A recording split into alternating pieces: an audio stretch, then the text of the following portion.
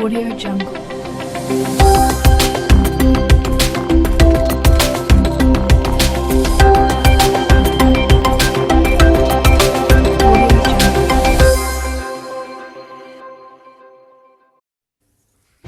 Breaking news tonight. Russia responds in the latest round of a war of words with the U.S. after a high-stakes showdown at the UN. The fiery clash over Russia's troop buildup on Ukraine's border. The U.S. saying Russia is looking for a pretext to attack Ukraine.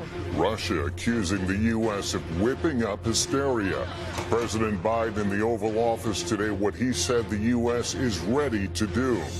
Also tonight, the federal judge rejecting a plea agreement for Ahmaud Arbery's killers. Why Arbery's mother said she felt betrayed by the deal. The big news from Moderna, its COVID vaccine getting full FDA approval. Also, when will children under 5 be able to get vaccinated? The new possible timeline. In the UK, the scathing new report on parties held at Downing Street during lockdown, what it found and how Boris Johnson is responding. Joe Rogan breaking his silence on the backlash against him and Spotify over COVID misinformation, what he's vowing to do. The new winter storm threat and the deep freeze in Florida, how it impacts your breakfast table. The former top aide to Mike Pence testifying before the January 6th committee as Donald Trump takes new aim at his former VP. This is NBC Nightly News with Lester Holt. Good evening. There were some sharp exchanges in the United Nations today between the U.S. and Russia. Diplomacy going nowhere as the showdown grows over Russia's military buildup on its border with Ukraine. As Ukraine tonight appears to show more signs of preparation for war, civilians getting weapons training, the U.S. took its growing concerns over Russia's plans to the UN Security Council. The United States warning the Russian buildup threatens Europe. Russia accusing the U.S. of whipping up hysteria while denying plans to roll troops across the border. And tonight, a move in Congress to raise the ante on sanctions against Russia. Andrea Mitchell is watching it all for us and has the latest. With Russia deploying more fighter jets and conducting anti-submarine naval drills, President Biden tonight saying the U.S. is prepared if diplomacy fails. With Russia's continuing its buildup of its forces around Ukraine, we are ready no matter what happens. That after a high-stakes showdown between the U.S. and Russia at the United Nations. The situation we're facing in Europe is urgent and dangerous. Russia's aggression today not only threatens Ukraine, it also threatens Europe. Russia tried unsuccessfully to block the meeting before it even began, insisting it does not plan to invade Ukraine. Russia's ambassador today accusing the U.S. of trying to, quote, whip up hysterics. This is of great harm, this hysterica, to Ukraine itself. But Ukraine challenging Russia. If Russian officials are serious when they say they don't want a new war, Russia must continue diplomatic engagement and pull back military forces it amassed along Ukraine's borders. The Ukrainians on alert for an invasion as U.S. military advisors train their troops. And in Kyiv, Ukrainian veterans are training civilians to fight. In Congress, there's a bipartisan bill to impose sanctions on Russia, including measures that could go into effect immediately. Russia has already taken provocative action that has caused damage to the Ukrainian economy that merits consequence. And Andrea, we just learned that Russia has now sent new written responses to the U.S. Do we know what they said? Well, Lester, it's a response to the U.S. arms control proposals to de-escalate the crisis, and that's going to be the subject of Secretary of State Tony Blinken's planned talk with the Russian foreign minister tomorrow. At the same time, one ominous sign, Russia has now moved blood supplies they would need in an invasion to its troops on the border. Andrea Mitchell tonight. Thank you. Another major story this evening, a federal judge in Georgia rejecting Justice Department plea deals for 2 of the 3 men convicted of murdering Ahmaud Arbery. The agreement would have allowed Travis and Gregory McMichael to avoid a hate crime trial and spend first part of their sentences in federal prisons. But Arbery's family objected to the deal, his mother saying she felt betrayed. The McMichaels have until Friday to decide whether to plead guilty or not. Let's turn now to COVID and some important developments this evening. Tom Costello joining us now. Tom, I understand young children may soon be approved for vaccine. You've also got news about Moderna shots. Yeah, that's right. So Moderna has now received full FDA approval for its vaccines for adults 18 and older. Of course, it's already been in use for more than a year under emergency use authorization. Pfizer's vaccine already received full approval. Meanwhile, former FDA chief and Pfizer board member Dr. Scott Gottlieb says the FDA may be close to approving the Pfizer vaccine for children under 5, with vaccinations coming as soon as March, part of a strategy to establish a widespread immunity for young kids with 2 shots, not 3. That news comes as new pediatric cases remain extremely high, but are starting to slowly come down. 808,000 new confirmed pediatric cases for last week. Nearly 23% of all cases nationwide now involve kids. Lester? Tom Costello, thank you. And claims of misinformation have podcaster Joe Rogan and Spotify on defense after some big-name stars pulled their music from the platform over what he shared on his program. Emily Ikeda has the latest. Hello, friends. Spotify's top podcaster breaking his silence. I'm not trying to promote misinformation. I'm not trying to be controversial. I've never tried to do anything with this podcast other than just talk to people and have interesting conversations. As a small but growing revolt of artists scrub their music from the streaming platform. Prince Harry and Meghan also expressing concerns to Spotify, their podcast partner. But it was an easy decision, sad one to make. But, it's not about Joe or music or this or that. It's about the people trying to save our lives, asking for help and standing with them. The Hall of Fame guitarist following in the footsteps of Neil Young, who specifically took issue with the Joe Rogan experience. If you're like 21 years old and you say to me, should I get vaccinated? I go, no. If you're a healthy person and you're exercising all the time and you're young and you're eating well, I don't think you need to worry about this. Rogan later clarifying he isn't anti-vax. This week, Spotify responding to those calls for change, saying a content advisory will be added to podcasts discussing the virus, directing listeners to a COVID-19 hub, something Rogan offers his full support on. I think if there's anything that I've done that I could do better is have more experts with differing opinions right after I have the controversial ones. The 54-year-old notes his podcast has included members of the COVID task force and Dr. Sanjay Gupta, and defends his decision to interview controversial skeptics like Dr. Robert Malone. They have an opinion that's different from the mainstream narrative. I wanted to hear what their opinion is. His 10-minute video well received by some, like The Rock, writing perfectly articulated, as the music streamer is fighting to win back subscribers after hashtag delete Spotify went viral. If I pissed you off, I'm sorry. Rogan's apology at least calming investors. Spotify stock prices started rebounding Monday, up 13%, as subscribers wait with bated breath over who could press pause on Spotify next. Emily Ikeda, NBC News. In London, new calls for Prime Minister Boris Johnson to resign after the release of a highly critical report on parties held at 10 Downing Street during COVID restrictions.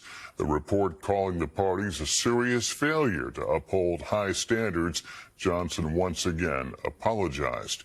In Washington, growing fallout tonight over remarks by former President Trump, including the suggestion he might pardon people convicted of crimes related to the January 6th attack if he's reelected. Here's Garrett Hake. Tonight, the top Republican on the January 6th committee warning former President Trump's embrace of his supporters convicted of crimes related to the attack sends a dangerous message. Some of those people have been charged with things like seditious conspiracy. He uses the same language that he knows caused the January 6th violence. And I think that it tells us that he clearly would do this all again if he were given the chance. The Congresswoman responding to these comments made by the former president Friday night. If I run and if I win, we will treat those people from January 6th fairly. We will treat them fairly. And if it requires pardons, we will give them pardons. Now one of Trump's top Capitol Hill allies pushing back too. I don't want to reinforce that defiling the Capitol was okay. I don't want to do anything that would make this more likely in the future. As he mulls making another run for the White House, the former president also arguing against a bipartisan effort to update the Electoral Count Act, suggesting Sunday night that with the law as written, Vice President Pence, quote, could have overturned the election. That statement adding pressure to clarify the law soon. Almost certainly we'll have a bipartisan bill there. Fix what happened, the insurrection, stop that from ever happening again. A bill the January 6th committee sees as potentially helpful, but not sufficient to counter the former president. And that just simply can't be who we are as Americans. It can't be who we are as Republicans. And tonight we're learning that former Pence Chief of Staff Mark Short has testified in front of the committee, one of the most senior Trump officials to do so. Lester? Garrett Hake on Capitol Hill. Thanks. Now to President Biden's short list for the Supreme Court. The president looking for bipartisan support for a nominee, but faces new Republican criticism. Kelly O'Donnell is at the White House. And Kelly, we now know the names that are expanding. Well, Lester, White House officials tell me those 3 judges who got all that initial attention aren't alone. A list of black women legal scholars now numbers a dozen under consideration. President Biden vowed to make history, choosing the first black woman on the Supreme Court to better reflect the country. But some Republicans tonight say the field should not be limited. And a new poll finds that Americans overwhelmingly, 76%, prefer the president consider all qualified nominees. The White House responding that President Trump made a similar pledge when he promised to nominate a woman to replace Ruth Bader Ginsburg.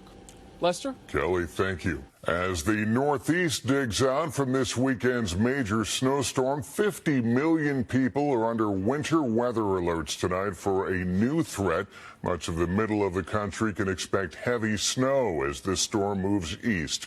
Meanwhile, citrus farmers in Florida are dealing with the damage from the big chill there that will be felt beyond the Sun Belt. Kerry Sanders is there. In the battle to save Florida's crops from the freezing cold, some farmers this week launched an aerial assault, deployed more than 24 helicopters. Helicoptering is trying to push warmer air down on the crops to try to save it. Sometimes it works, but sometimes it don't.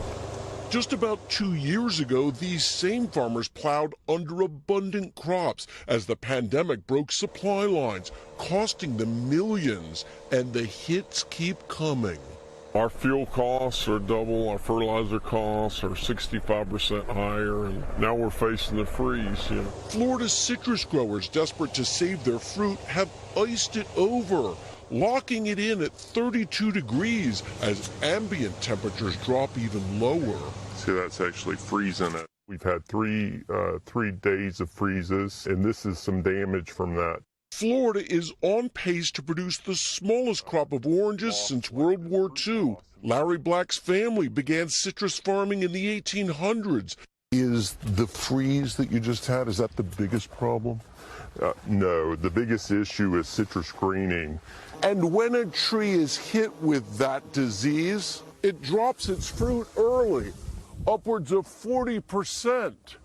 That is a complete loss.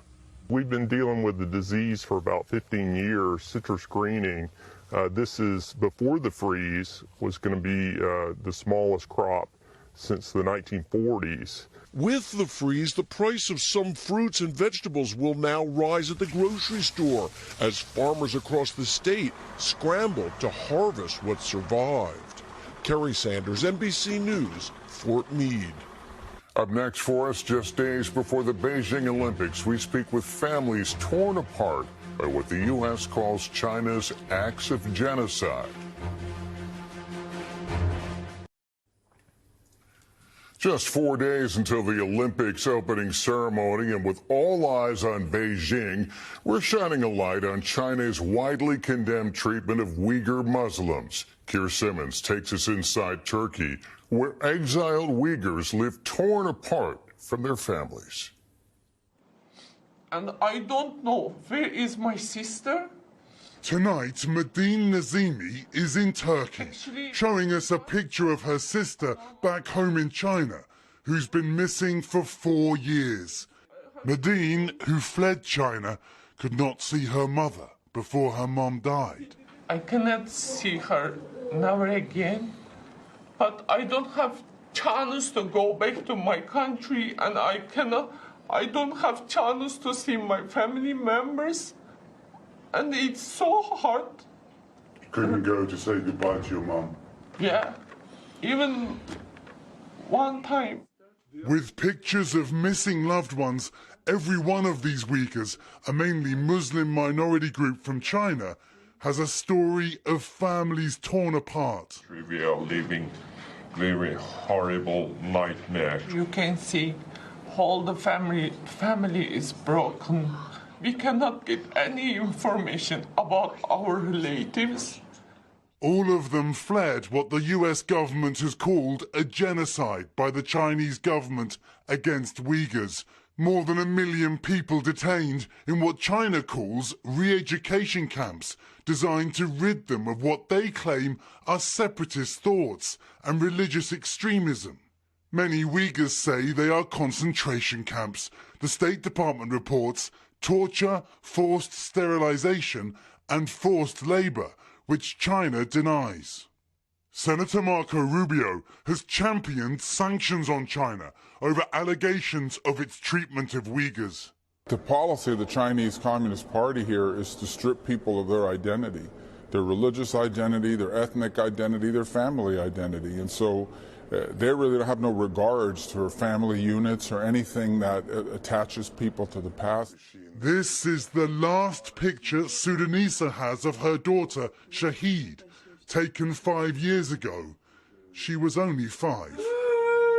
This woman breaks down as she describes one brief call with her teenage daughter.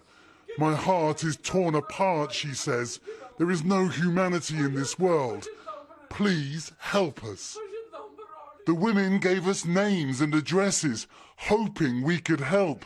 Chinese officials told us it was not enough detail, but agreed to an interview. This is the United Nations Convention on the Rights of the Child, ratified by China in 1992, and it is very clear a child should not be separated from his or her parents against their will. Such rights can be and should be guaranteed and protected. They are protected in China. In some cases, a child left behind in China is not willing to meet them. The problem is that families tell me they're terrified, frightened to contact each other because they believe they will be punished. There are no such worries. The majority have no such problems. But that is not what these Uyghurs told us. But because of Chinese regime, we cannot live a normal life. Tonight, many Uyghurs continue to call for a boycott of the Beijing Olympics. China says even the US diplomatic boycott violates the Olympic spirit. Lester? Keir Simmons, thank you. And a program note, Keir's documentary, China, Rise of a Superpower, premieres this Thursday on NBC News Now and will also stream on Peacock. That's Nightly News. Thank you for watching, everyone. I'm Lester Holt. Please take care of yourself and each other. Audio Jungle.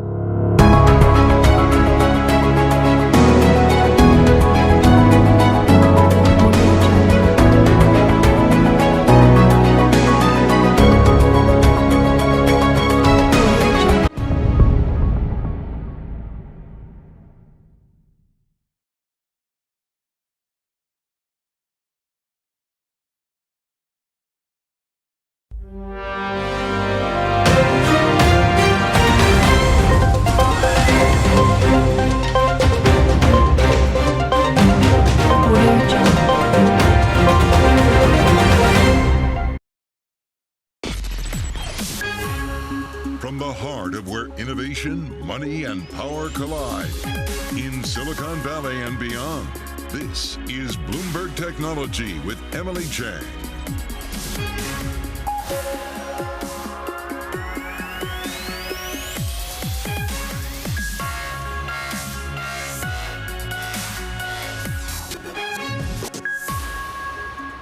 I'm Emily Chang in San Francisco, and this is Bloomberg Technology. Coming up in the next hour, Joe Rogan apologizes and Spotify shares soar. How the streaming service is addressing the turmoil over the world's most popular podcast. Plus, Bitcoin closing out a rough month, down more than 20% just this January, the worst since last May. We'll be joined by FTX CEO Sam Bankman-Fried, fresh off a new $32 billion valuation. Why isn't the exchange feeling the crypto winter? We will discuss. And out at Bolt, the young company CEO stepping down just 2 weeks after helping secure billions in valuation for the fintech startup. What's really going on here? We'll discuss. All that in a moment, but first let's get to the markets and a massive rebound for tech stocks. Our Ed Ludlow here tracking it all. Ed? Yeah, so there's volatility in the markets, right? You look on the board, a 3.3% gain on the NASDAQ 100. Nothing to write home about. But if you take it on a two-day basis, we think about Friday and Monday session, that's a jump of 7%, biggest two-day jump since November, and it's really focused in technology shares, right? You see it as well in the Philadelphia Semiconductor Index, up 5.5% Monday, but experiencing that big two-day leap. And what's interesting is investors still focused on the outlook for the Fed and higher rates. You see the US 10-year yield up by a single basis point, 1.78% on the US 10-year. And in this risk-on environment, we got most of the cryptocurrencies that Bloomberg tracks up higher. The Bloomberg Galaxy Crypto Index up 6.5%, biggest jump since November. Let's get to some after-hours earnings as well. NXP Semiconductor, European-based, of course, but the second biggest supplier to the automotive sector. We've been up much more than that in after-hours, up just 0.5% now, but really strong outlook for the first quarter. Revenue of $3 to $3.18 billion, and it's basically saying demand is still there, but inventory is still very depressed. And so that's really important in the context of that supply chain crunch that we've seen. We'll talk about that later in the show. M&A news, Emily, M&A news. Look at these two companies, Sony and Bungie. And this is really cool, right? So Sony, hot on the tails of that Microsoft Activision tie-up, buying Bungie for $3.6 billion. I'm a big Destiny 2 fan. I play a lot of Destiny 2 on my Google Stadia device. But what's so fascinating, Bungie was one of the original developers on Halo, which is the big Xbox hit. You see Microsoft making moves, Sony retaliating. Okay, it's a much smaller deal, but really interesting, this space. Hotting up, third kind of deal we've had, of course, after Take-Two got its guns going earlier in the month. And finally, let's talk really quickly about Spotify. Spotify jumping more than 13% on Monday. That's the biggest jump since October 2019. Now, I don't normally do this, but I'm going to do it for you, Emily. This is a 6-day chart. Okay, 6-day chart, bear with me. 13% gain on Monday, but we were down so much on Spotify last week with all the furore around Joe Rogan. So what has that jump today done? It's erased the losses of last week. All 5 days of losses gone. You don't see that very often, so a little treat for you, because I know you're going to talk a lot about this story. the power of a Joe Rogan sort of apology. All right, Ed Ledlow, thank you. On that note, Spotify star podcaster Joe Rogan taking to Instagram to address the simmering controversy that he peddles COVID misinformation. Rogan pledging more balance and better research for his shows. My pledge to you is that I will do my best to try to balance out these more controversial viewpoints with other people's perspectives so we can maybe find a better point of view. I don't want to just show the contrary opinion to what the narrative is. I want to show all kinds of opinions so that we can all figure out what's going on, and not just about COVID, about everything, about health, about fitness, wellness, the state of the world itself. Singers Neil Young and Joni Mitchell pulled their music from Spotify last week to protest Rogan, who has hosted outspoken critics of vaccines. And Spotify is now also doing damage control. Jennifer Zabajaja of Bloomberg Quick Take joining us now to talk about how this is going viral. Viral indeed. Jen, talk to us about what Rogan had to say, whether or not it was enough, and what Spotify is doing differently now. Yeah, Emily, I mean, you just saw a snippet there of Joe Rogan speaking in what ended up being almost a 10-minute long video talking about how he is pledging to do more and have diverse voices on his platform. But Spotify, for their part, they were waiting to put out any sort of information, but they did put out a set of rules which they say are governing acceptable content. But I think it's important to note these rules had actually been in place with the company prior to this Joe Rogan fallout. They just decided to make this public. One of those steps that they plan to take is adding warning labels to a podcast that discuss things like COVID-19 and instead directing listeners to experts and other outlets that maybe can verify that information. But without mentioning any specific names, CEO Daniel Ek said that it's important to me that we don't take on the position of being content censor while also making sure that there are rules in place and consequences for those who violate them. And we just heard from Ed. I mean, these comments alone sent the company's shares up 13% closing today. So something for the company, but definitely not an issue that's going to go away anytime soon, Emily. All right, let's talk about how Spotify is still, at the bottom of it all, doubling down on the Joe Rogan experience. How important is a podcast like that to the platform? I mean, they talked about how they've, gotten rid of 20,000 other podcast episodes for this very reason, COVID misinformation, but certainly Joe Rogan is their star. Yeah, and I think, Emily, I mean, that's such a great point, and we have to note that Spotify knew what it was getting into when it signed Joe Rogan just 2 years ago for what's a deal that's estimated to be worth about $100 million. He already had a fan base, so what they were doing was exclusively getting Joe Rogan's views, Joe Rogan subscribers onto the platform. And if we just think about how many viewers or how many listeners Spotify has, they have an estimated 172 million paying subscribers. So the subscribers that are listening to Joe Rogan, almost 11 million listeners a week going to Joe Rogan's podcast. That is important for the platform. So while, with all due respect to Joni Mitchell and Neil Young, those two artists pulling their songs from the platform isn't as meaningful than someone like Joe Rogan. So we're going to have to see really sort of what follows after this. Now that we've heard from both sides, hashtag cancel Spotify, delete Spotify was still trending just as of yesterday. And it'll remain to be seen if we see more artists potentially following suit and this creating a bigger headache for Spotify than it currently is right now. But it's a pretty big headache. Indeed. Curious how big an impact that headache is going to be. Jennifer Zabajaja, Bloomberg Quick Take, thanks so much. I want to stick with Spotify, bring in Mark Mahaney of Evercore. Mark, just how big do you think this headache is going to continue to be for Spotify? My guess is that they handled it reasonably well. If I watch the Joe Rogan clip that you just put up, and especially what Ek tweeted about, posted about over the weekend, and they disclosed their rules for handling content. Seems to me like they addressed this reasonably well head on. I know the stock went up today. I think that was a little bit of Rogan. I think it was a lot more the fact that you finally had an up market uptape in a while, and that you were sort of moving a little bit beyond the Netflix overhang, because I think that's been a major overhang on the stock over the last week and a half too. So confluence of events helps the stock today. I hope that Spotify's addressed this issue, and it's an issue that whenever they went into podcasting, and they did in size 2 years ago with Rogan and other people, once you get into content, you've got moderation responsibilities one way or another. Right. So they're going to have to deal with this issue going forwards a lot. It seems to me like they handled Rogan reasonably well this time. Well, and we've certainly seen companies as big as Facebook handle misinformation issues, to not necessarily great effect. Do you see Spotify on that same scale, and do you think that they can manage this? This is certainly not going to be the last of these sort of crises.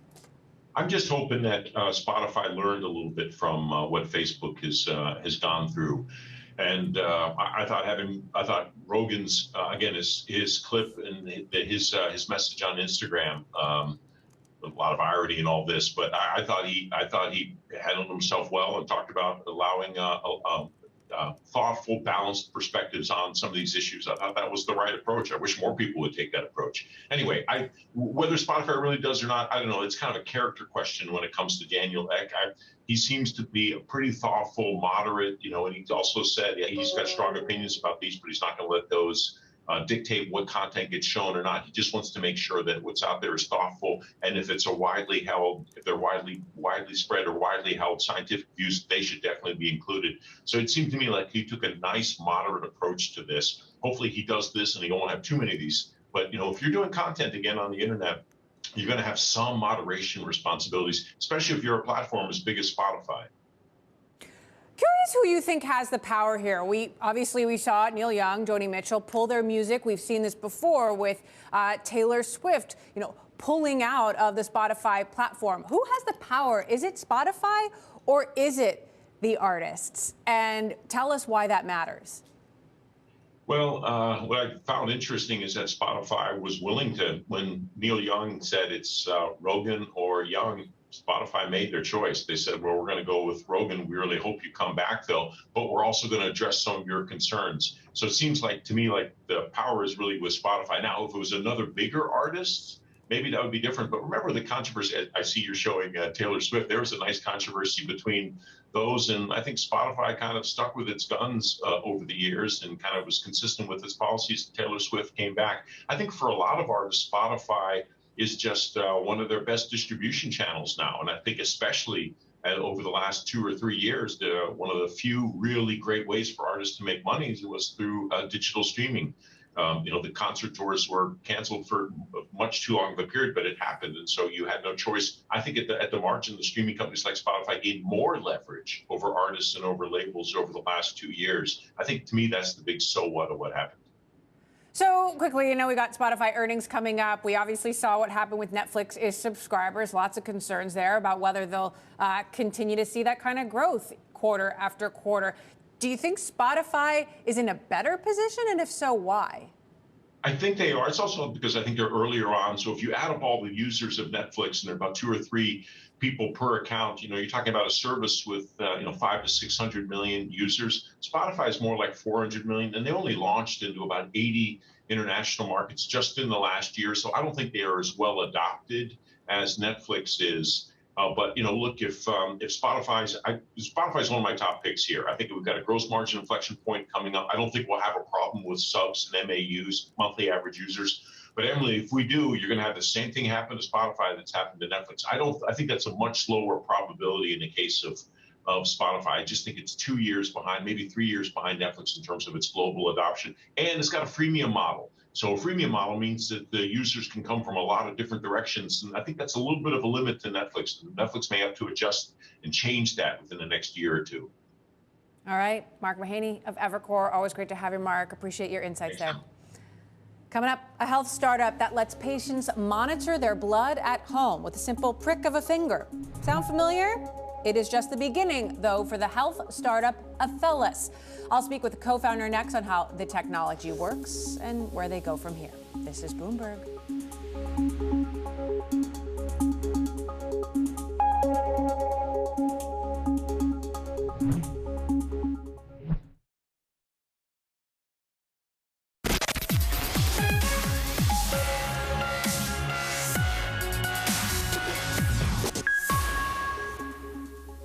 I think at the end of the day, You know, the COVID task force laid out a plan, the CDC laid out a plan.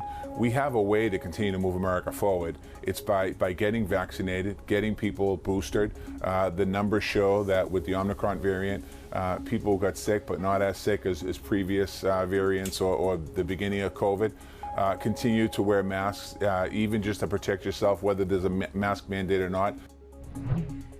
U.S. Labor Secretary Marty Walsh earlier on Bloomberg talking about the Omicron subvariant and how it could impact plans to return to the office. The subvariant appears to spread faster than the original Omicron strain, but UK health officials say booster shots are an effective shield against it, which is perfect timing as the Moderna vaccine just received full FDA approval. For more on this, I'm joined by Bloomberg's Riley Griffin, who covers vaccines for us. So what is significant about this, Riley, and why did it take so long, given that Pfizer's got full approval back in August?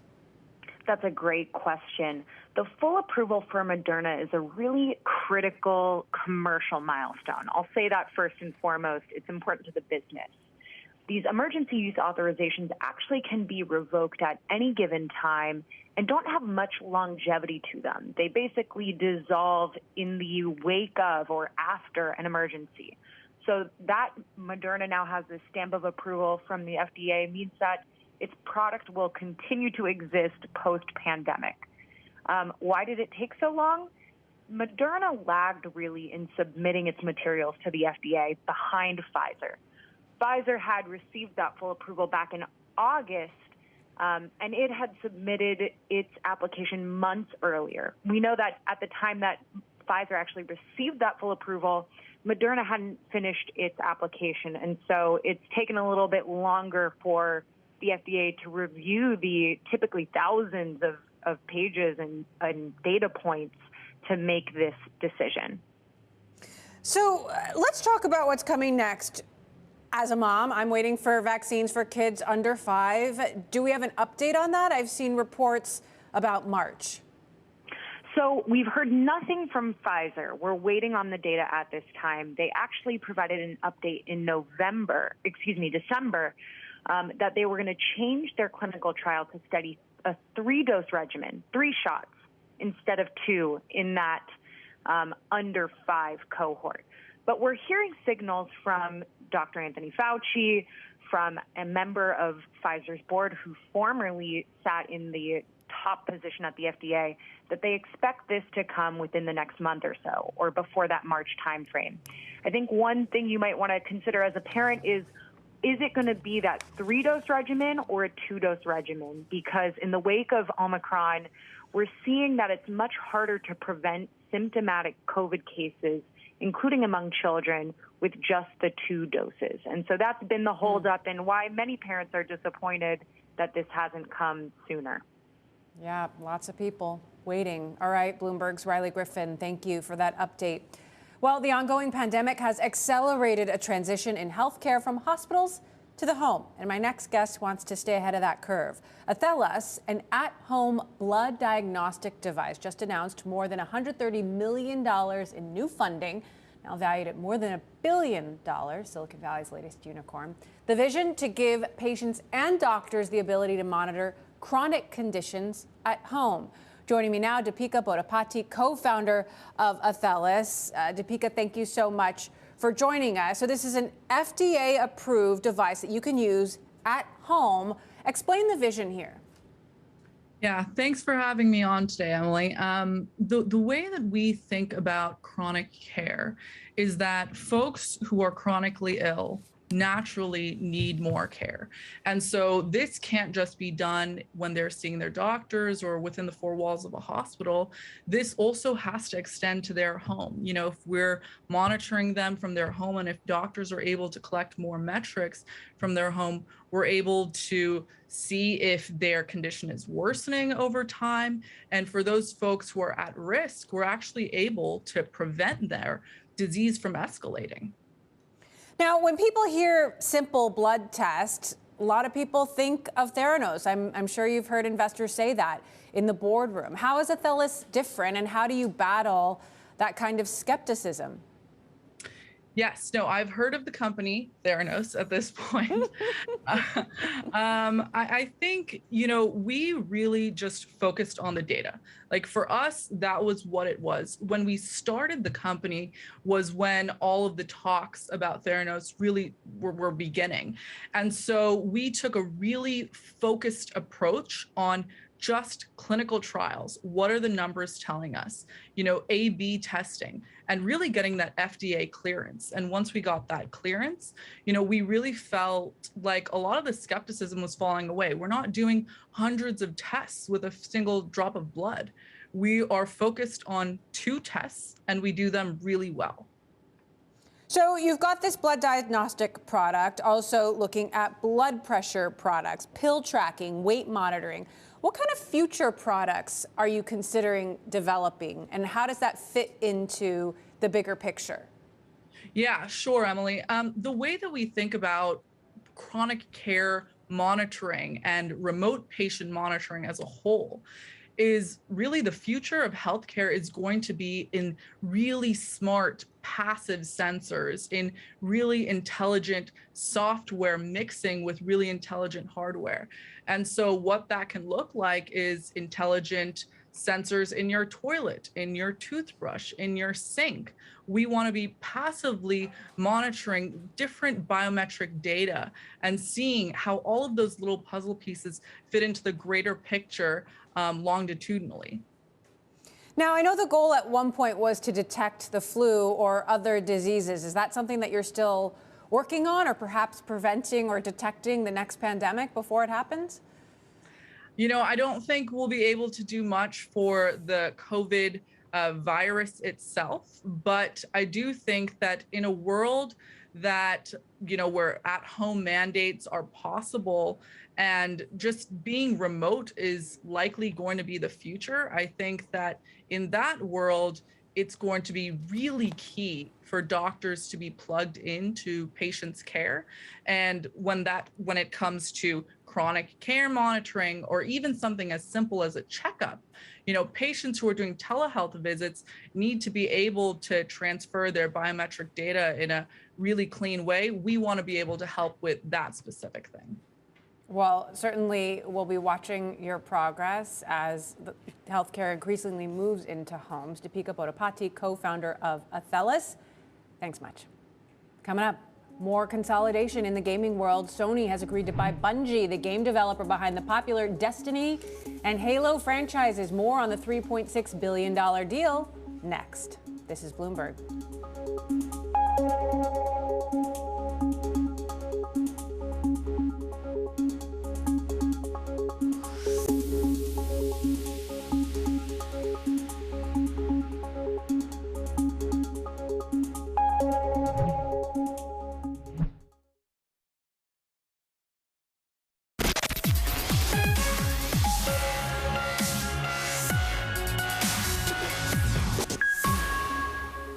A few stories we continue to watch. The online word puzzle sensation Wordle has now been acquired by the New York Times.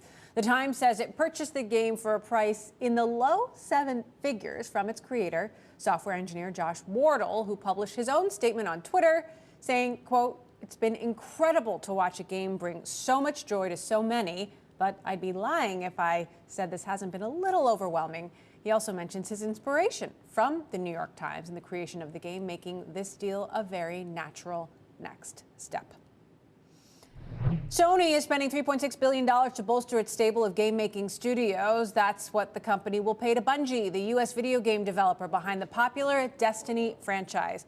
Buying Bungie will give Sony one of the most popular first-person shooter games to compete with the massive Call of Duty series, which Microsoft now owns through its purchase of Activision.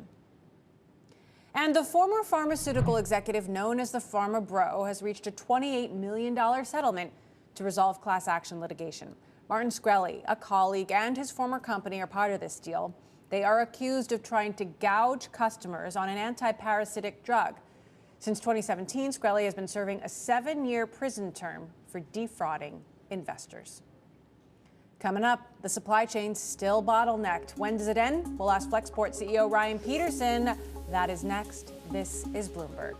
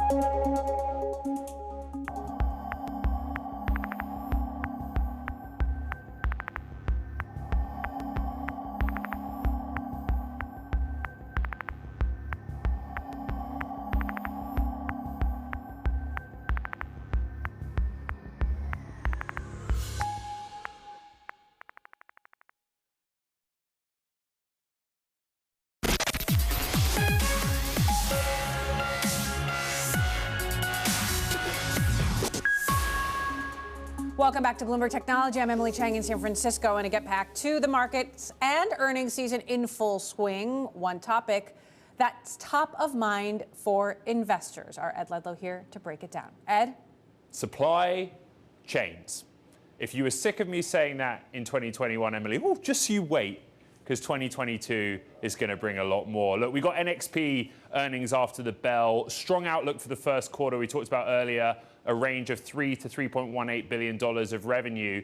But there was some really interesting commentary, because what they're essentially saying is that NXP, the second biggest supplier to the automotive industry, is seeing strong demand but low inventory levels for those end customers. In other words, the car companies that are taking the chips from them are putting them straight into products, goods that are ready for sale. They're not building up inventories. And this is a key point, right? Because traditionally, semiconductors are a boom and bust industry, a boom cycle followed by gluts because people have overbought. That doesn't seem to be the case. So it's an interesting one to watch. The shortage kind of still seems to be there.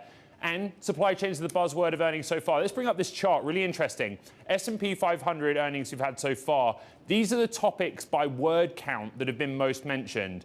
Top of the list, supply chain. You know, this has really been a key topic that analysts want to ask about. And they also want to ask about the macro picture. Apple, of course, did really well, circumventing some supply chain disruption, particularly in semiconductors, and limiting that impact to iPads. Now we get some information from the automakers. GM tomorrow on Tuesday and Ford later in the week. And look at how these two stocks have performed year to date. Remember, they did amazing in 2021, both of them really pushing their stock higher, Ford breaching $100 billion for the first time. But since the turn of the year, both have really dropped off in negative territory. Ford kind of outperformed, but you know, this is the question. What is that semiconductor supply like? How was it in the fourth quarter? And what is their outlook for the rest of this year? All right, Ed, thanks much. I want to stick with the supply chain and talk about when we might finally see that light at the end of the tunnel. I want to bring in our next guest, Ryan Patterson, CEO of Flexport, a platform that connects everyone in a company's supply chain to help simplify global trade. Ryan, you have so much insight at different links of the chain, and I want you to take us to those critical ports in LA and Long Beach. What's happening there right now? What's status quo? Yeah, hey, great to see you. Thanks for having me on. We're seeing longer delays than really ever at the port of Long Beach in LA and across the West Coast. Shipping from China to the United States, actually really from anywhere in Asia, has reached the longest transit time that we've measured last week. And it looks like things are improving, but that's only optics. If you go down to the port of LA, where they used to have all these container ships waiting off the shore, they've actually changed the rules to force those ships to wait further out to sea to avoid the pollution, which is a great rule, but you can no longer use that as the indicator. Flexport's developed our own. It's called the Ocean Timeliness Indicator, which tracks the actual transit time of the goods. And that's where we see this data that's taking longer than ever. So are you saying things are actually getting worse? And then what does that mean for the outlook for the rest of the year? Yeah, I am. It's been getting worse and worse every week, and it's very hard to make predictions about the future right now. There's a couple big factors that are making it almost impossible. First of those is that on July 1st of this year of 2022, the union that runs the ports, it's called the International Longshoremen Warehousing Union, they have their contract expiring on July 1st. And we expect in years past, the last times this happened, you get slowdowns as the negotiations happening and occasionally a strike. So that's a big wrench that could be thrown into the machine that's very, very hard to predict. And at the end of the year, July 1st of 2023, there are new regulations coming from the IMO, International Maritime Organization, which requires all the ships in the world to reduce their carbon emissions. And the only way to do that for these ships is to actually sail slower. And so you're going to see a big slowdown starting at the beginning of next year as the ships have to start sailing slower to reduce their carbon emissions. Now, we've heard CEOs over and over again say that they're continuing to face supply chain issues. No surprise to you. Elon Musk on the Tesla call, for example, saying they continue to be chip limited, but Apple somehow defied the trend. And Tim Cook actually said he had line of sight to things getting better. I want you to take a quick listen to Dan Ives, a longtime Apple analyst from Wedbush Securities, and what he had to say about that? As hard as the supply chain is to navigate, I mean, Apple's really doing it at the front of the line. And I'd say the damage has been contained.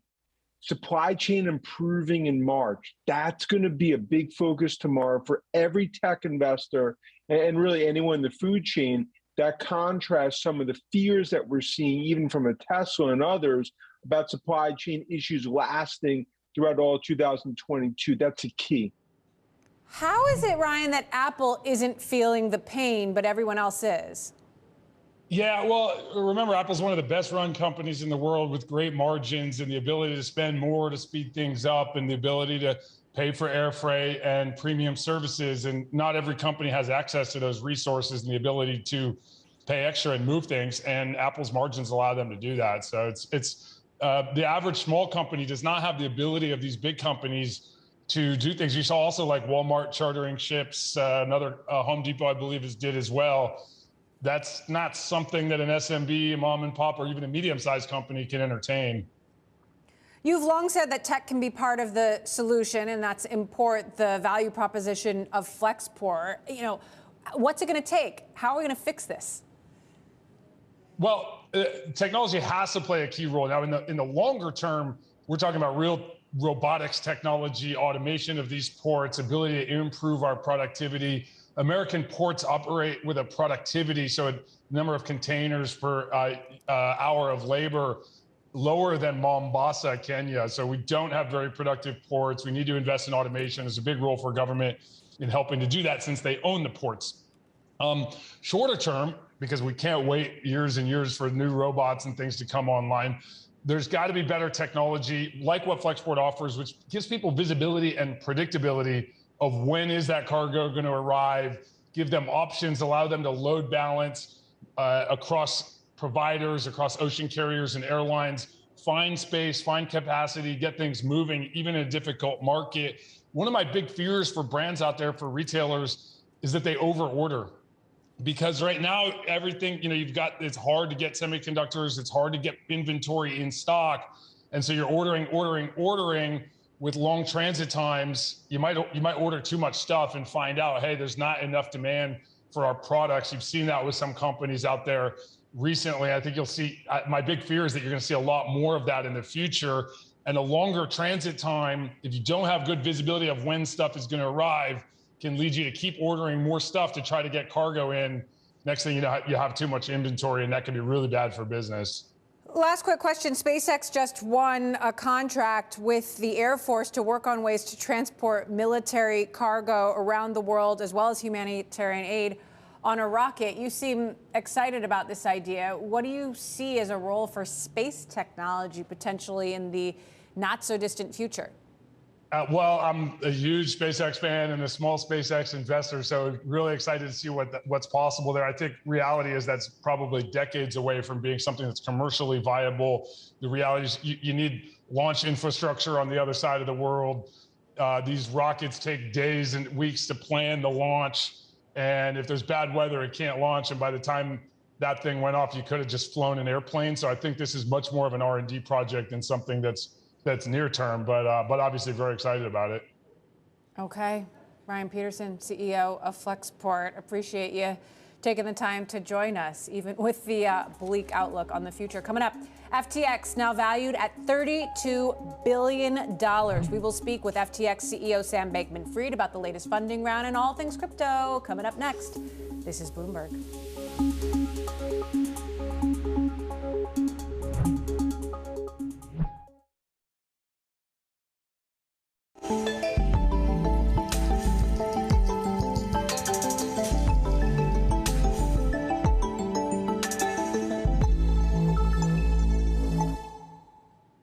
Bitcoin is closing out a rough month, with January declines topping 20%, the worst since last May.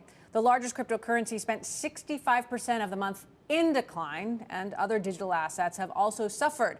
like Ether, down roughly 30% since the end of December. Let's dive into our Bloomberg Crypto Report with Bloomberg's Shanali Basic. Shanali, take it away. What's happening here? Yeah, let's look at the last couple of days in Bitcoin, because we have had a little bit of a lift in prices here, helping us bring Bitcoin even further off of its lows. So we're looking at Bitcoin at $38,500 right now.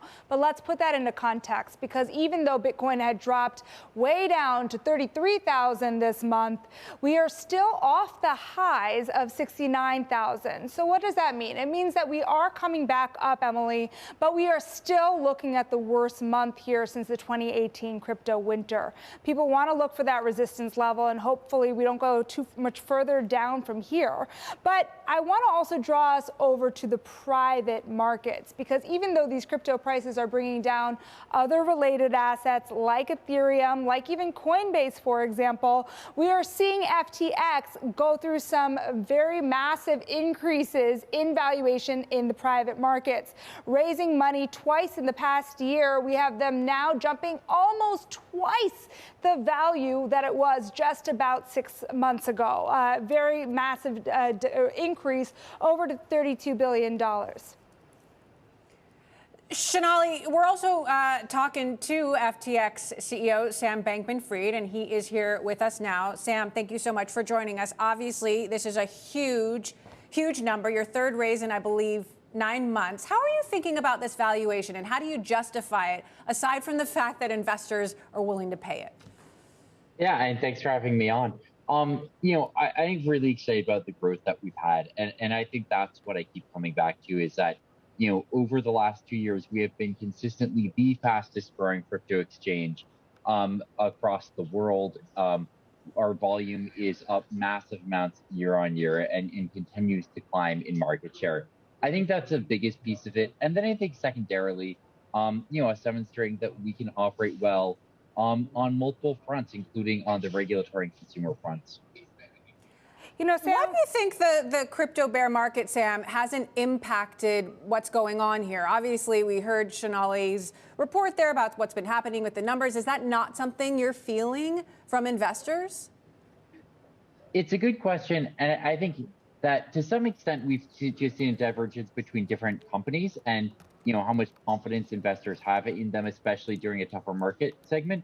But I think there's also been a substantial public versus private divergence here, where at the same time that we've seen, publicly listed equities get hit, the private venture market has been relatively more robust, and VC funds have been able to raise more money successfully.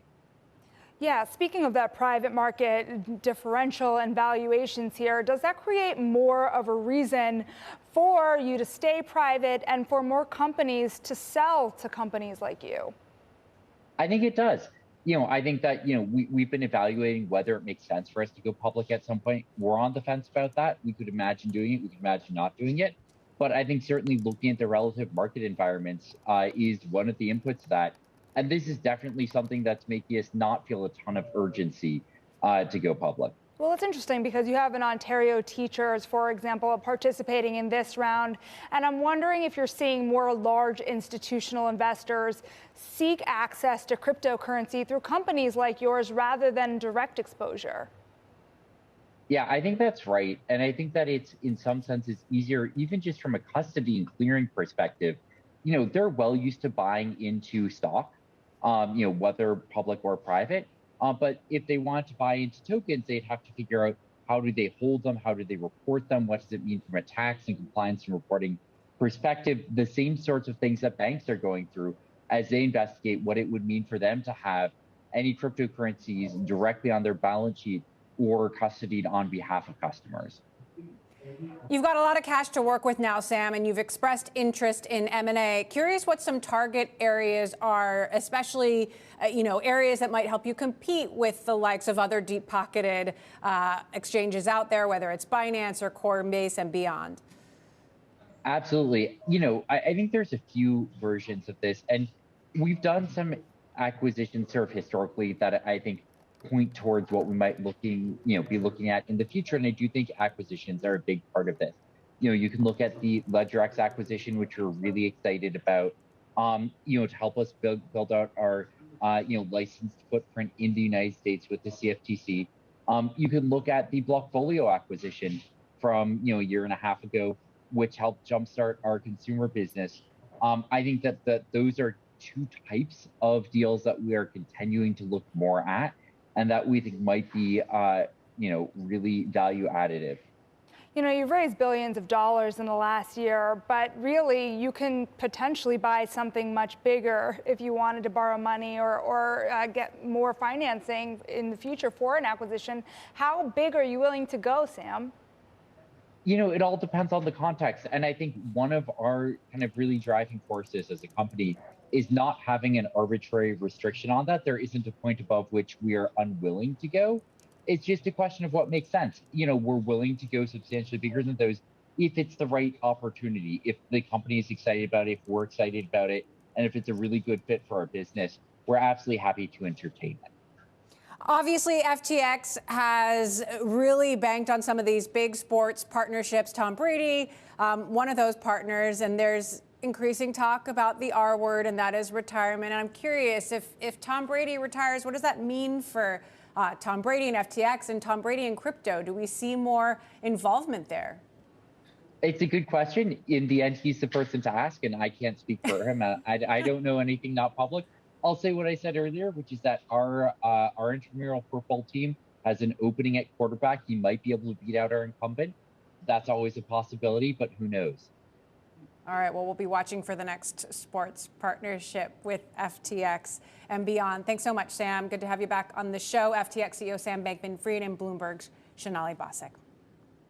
All right, coming up, he started the company when he was just a student at Stanford, but now the CEO of Bolt, the online checkout company, is stepping down. The series of controversial events that may have led to his decision fit for an episode of HBO's Silicon Valley.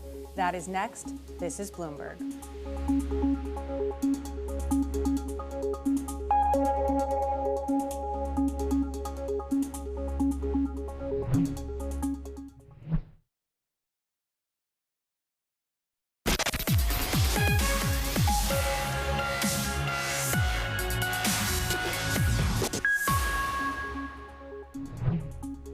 We have been known for pushing the envelope on culture. We defined what's called our conscious culture, which is how you bridge execution with humanity. And one day we saw news of some smaller companies implementing a 4-day work week. And so as an executive team, we had it on our docket to discuss how it might fit into Bolt. And, we firmly believe in action, and we couldn't think of a good reason why this wouldn't work. It was kind of a no-brainer. That was my conversation back in October with the CEO of Bolt, Ryan Breslow, on the company's decision to try out a 4-day work week. But clearly something wasn't quite working out with the company's culture, as the 27-year-old Breslow is now out as CEO. Bloomberg is now reporting he will become executive chair. For more on all this, I'm joined by Bloomberg's Katie Roof. Katie, a lot going on here. Ryan Breslow, a very prolific tweeter, and especially over the last few days. What can you tell us? Sure. Yeah. Good to be with you. This company has been the talk of the town lately. Certainly many people in the VC and startup community bring this company up in conversation, partly because, as you mentioned, the CEO had a pretty lengthy Twitter thread the other day in which he accused Stripe and Y Combinator and also the media of having some sort of mafia, making it so that other startups couldn't succeed or something like that. But it was interesting because here they just became a decacorn and raised an $11 billion valuation. But he was trying to say that, Stripe made it difficult for them. And certainly that tweet generated a lot of controversy and negative tweets from a lot of some defensive tweets, but a lot of negative tweets from the VC community. Well, let's talk a little bit more about this $11 billion valuation that seemed to come out of nowhere. The claim that BlackRock led the round, BlackRock then saying they didn't lead the round. What's happening here? Yeah, that's interesting and certainly something we have asked about. just less than 2 years ago, they were not even a unicorn. And then all of a sudden last year, they say they raised it a $4 billion valuation, and then a $6 billion valuation, and then an $11 billion valuation.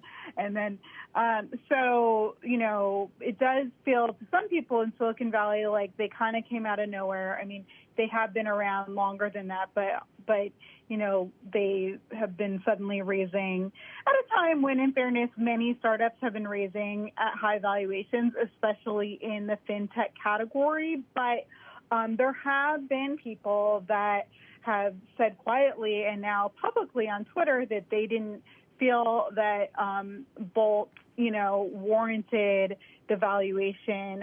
There have been tweets with people saying that they didn't have revenue that matched what they thought the valuation would be. But Bolt's saying, oh, all these VCs, it's because they're investors in Stripe or they have their own interests. But there's certainly been a lot of controversy that's generated around their valuation. And then, of course, the tweets, and now today you have the CEO saying that he stepped down. Now, talk to us about these valuations. Obviously, everyone is worried about the next Theranos, and yet valuations seem to keep going up and up and up. How are investors, you know, kind of balancing that, you know, this learning that they need to be a little bit more skeptical with the fury and enthusiasm and the amount of capital that is available? Sure. And the funny thing is, investors in Silicon Valley, they like to say Theranos wasn't a Silicon Valley company because it was mostly not institutional VCs, although they did have Tim Draper in it. But, you know, even still, there was WeWork, which, you know, is now a public company, but certainly went through a very rough patch. And, you know, some other companies that have gotten a lot of scrutiny. And so, you know, there is a wariness and concern where, on the one hand, VCs do feel they need to pay the price to get in and get access to some of the best, you know, rounds. But a lot of times they're betting on unproven businesses. They're betting on people claiming that they are going to do what they say that they're going to do, and that they've already, you know, they're trusting that that they're telling the truth. And so, in this very competitive environment, a lot of times the due diligence periods have gotten really short, and people aren't spending as much time as they used to looking into rounds and vetting them, because if they're, you know, waiting around asking too many questions, then they've missed out and they haven't gotten access to the round. But, you know, we're seeing some people getting a little spooked because public markets, public tech stocks aren't doing as well as they used to. Right. And so people are, you know, scaling back a little bit. All right. Well, we'll continue to wait for more details from you. The story behind the story, Bloomberg's Katie Roof. Thank you for that update. And that does it for this edition of Bloomberg Technology. Make sure to tune in throughout the week. We're going to continue our coverage of tech earnings, Alphabet Tuesday, Meta Wednesday, and more coming up on Thursday, Amazon, and more. You don't want to miss our analysis. I'm Emily Chang in San Francisco. This is Bloomberg.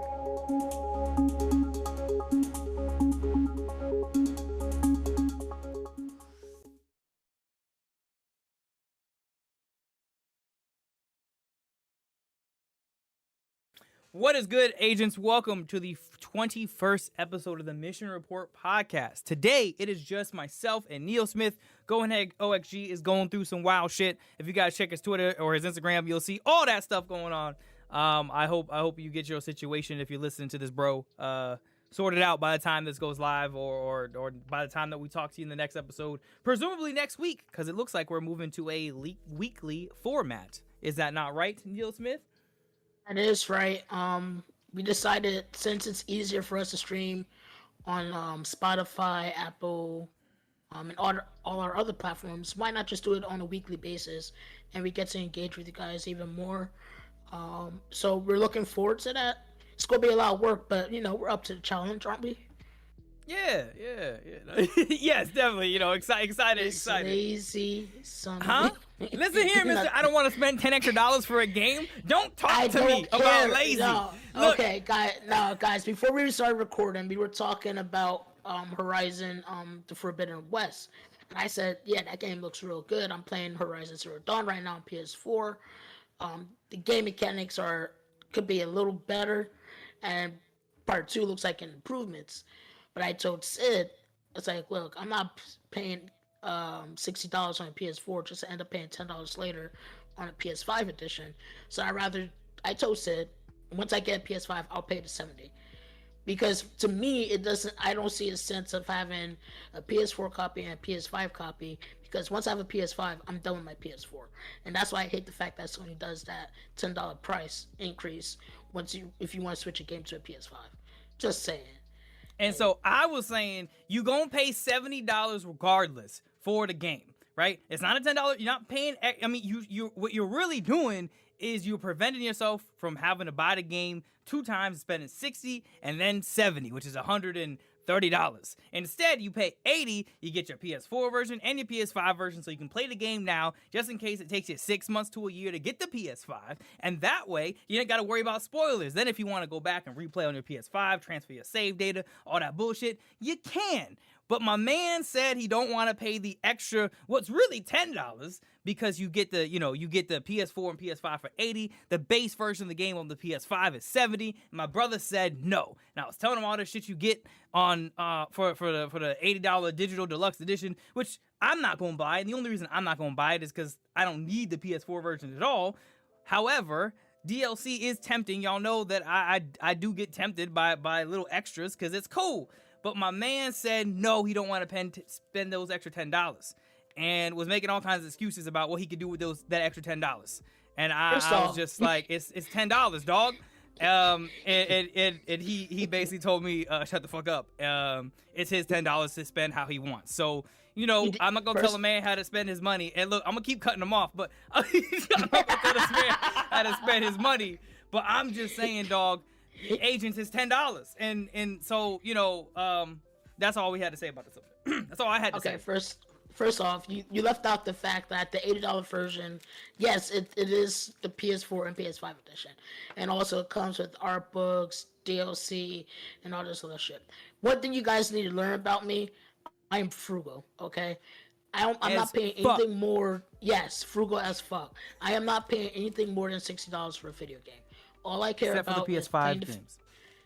Well, I knew a PS5 game, so it's gonna be $70, and that's gonna be my baseline too.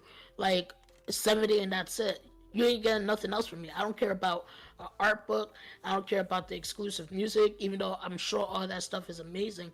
I don't give a fuck. Just give me the game. That's all I care about.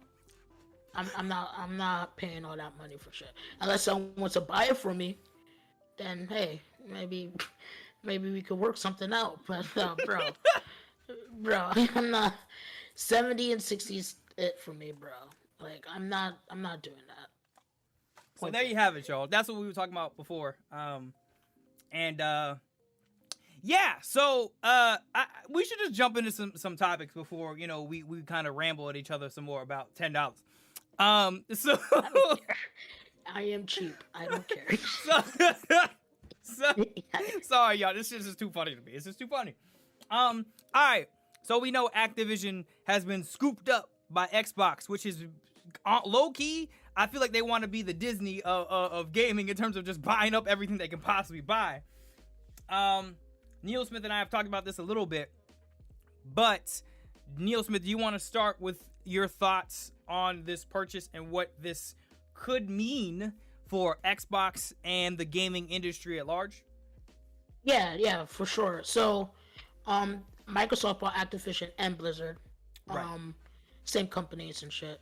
But when I first heard this news, at first I didn't think it was like real, and then I had to read a couple articles because like people always post fake stuff on the internet.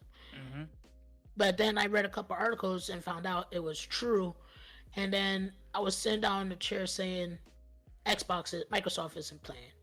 You know what I mean? They got, when the PS4 came out, that was a superior console at the time, and when the new Xbox at that time came out, I believe it was the Xbox X, they were talking about all this digital stuff, talking about you can't buy CDs on your console, They didn't have exclusives at the time, and Sony was just killing them, and the PS4 console at the time was superior. Like, it was definitely a superior console. and Microsoft. I think that shook Microsoft a lot. We all know the first studio that they bought was Bethesda,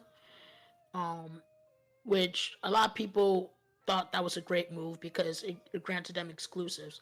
But now with this acquisition in the works, to me it's like Microsoft getting the second Infinity Stone.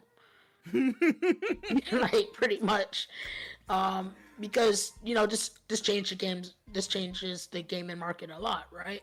So we all know games that Activision produces, and one of the biggest ones and the things that people are concerned about is obviously Call of Duty.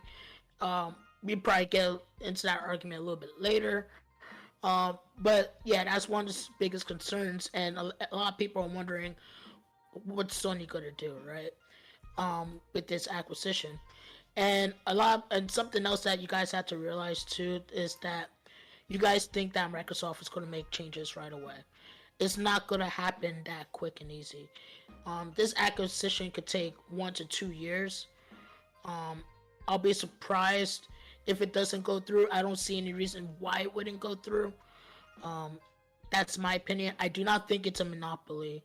That was another thing people were concerned about. It's because of the fact Microsoft's been buying all these studios, but I personally don't see it as a monopoly. Now, if they kept on buying up a bunch of game studios left and right, then we'll have some type of concern. But to me, I don't think this is a concern. I think it's a smart move by Microsoft. I told Sid, though, I was kind of shocked that they spent that much money, especially during all the allegations that are going on with Activision. But then looking back at it, it's probably the perfect time, right? Because we don't hear any type of allegations like this at Microsoft. And Microsoft hasn't been on the news for these type of allegations. So maybe they're the right company to help put them back in line. But I do think it's a smart move by by Microsoft. And I'm really looking forward to see what's going to happen next. I'm interested to see what this means for World of Warcraft, Overwatch, and the biggest one is obviously Call of Duty. So, what do you think, bro? Me personally, it's a big deal because it happened, but I also feel like it's not a big deal. And like you said, it's gonna take them 2-3 years probably before things really start to actually change. I mean, they're gonna have all kinds of organizational changes inside. Obviously, Bobby Kotick, for whatever reason, is still the CEO of Activision Blizzard, which is a whole other problem. Allegedly, according to Xbox, they have no plans on swapping him out yet, which is a problem, I think, because I don't think you can buy a problematic company and then keep the person that is the problem because he is the abuser. And he's the one that they put out a statement basically saying, like, what the fuck? So to me, I think that, like, the first thing they got to do before anything else is fix their structure and get rid of dude. Especially if they want people to actually support this purchase, because if we're 5 years down the road and he's still the CEO, I think that's going to be a problem. I think regardless of whether they fix the structure in terms of, oh, well, we have unions now, which we'll, get into some of that stuff later, and we have, people like better HR practices, regardless, that dude's got to go. Like, that's a point blank period, end of discussion, in my opinion. I don't think there's a discussion around that. But I think that it's interesting for the gaming industry, but I don't think a lot's going to change, except for Xbox and Game Pass users specifically. I don't see World of Warcraft becoming an exclusive. That makes zero sense to me. I don't see Overwatch becoming an exclusive. Those titles are too big, right? Same thing with Call of Duty. Those 3 titles to me are just so big that I don't know if you can make them into exclusives and also have the fan base support you, continue to support you, because they are such monolithic brands, especially World of Warcraft, even more so than Call of Duty, just because it's like a legacy brand, right? It's so goddamn old. I don't think those things are going to change. I think all this does for Xbox is give them the ability to create new IPs that are exclusive to them, which at this point with this purchase and their past purchase, that's all I'm interested in seeing is like, are you going to make new IPs or are you just going to take existing IPs and make them exclusives, which I really hope they don't do, because I personally find that to be, I wouldn't go as far as to say anti-consumer, but I personally find that like annoying, right? It's like, so you're saying this game, this franchise that people have been paying forever is no longer accessible to them unless they buy your shit. I know companies do that all the time, but I will say I can see why people on other platforms would be annoyed. Because at the end of the day, it's like, this doesn't change the industry at all. This just gives you more money. I would just like to see Xbox push these companies and these studios that they've bought to make new IP that's more interesting, that can give Xbox more brand recognition. Because something that we've talked about in the previous episodes of the podcast, me and Anth have talked about separately, is I feel like Xbox and Sony are playing two very different games right now. Yeah, I agree with that. But I want to go back to your first statement about the CEO. I think Microsoft is going to get rid of him because of all the allegations. But the thing is, we're in the middle of an acquisition. That's kind of difficult to do, right? Because there's things that on the business front of things that he needs to handle before the acquisition becomes available to Microsoft fully. I think once Microsoft has control of everything, yeah, he's out the door. In my opinion, there's no questions about that. If they do decide to let him stay, then that's going to be very shocking. But I don't see them keeping him on board, to be completely honest. So, like I said, usually during acquisitions, you don't want to change the CEO of a company right away. Yeah, I don't think it was right away. I think the issue is just that when they were asked about it, they said they have no plans of getting rid of him currently. I think that's I think that like publicly, like I get why you would say that kind of, but at the same time, it's like, this is so big, you're almost better off not going with the standard response, because I mean, I get that, but I feel like either way, like people are gonna still see that he's still there for now. I think that was just their way of saying, yeah, he's going to be there, but not for long, motherfucker. Like, I hope not. I really hope not, because that would be obviously a huge problem.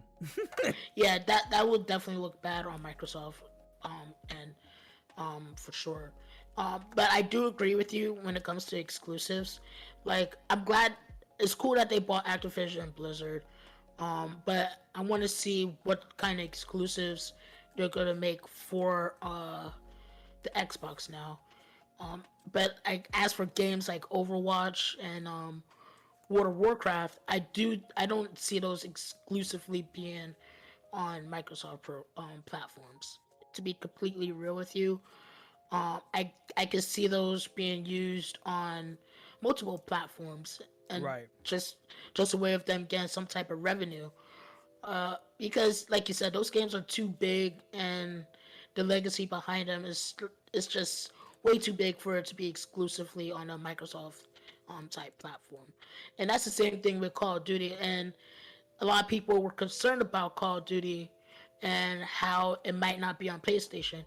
Well, right now during this acquisition, Sony already made a contract with Activision for Call of Duty games. So the deal was for at least, I believe, 2 years. So that's still intact, right? Right. But after the acquisition period is over, who knows what happened? But again, that's another game I don't see exclusively being on Xbox. I could see Xbox getting more exclusive DLC than a PS5. And maybe they might shoot something for PS5 edition for the players. But as of right now, I do not see that just being exclusively for Microsoft. Yeah, I agree 100%. Yeah, and another thing that me and you were talking behind the scenes is the business model that Microsoft is doing and why I love it. I love the fact that their Xbox Game Pass is really working in their benefit. And I feel like if I'm a streamer, I would definitely love to have the Xbox Gamer Pass, because on the last show, Gohan was talking about Scarlet Nexus, And I would say, you know what, I want to get that game, but it's made by Bandai, and I see how they produce anime games and stuff, and I'm just not a fan.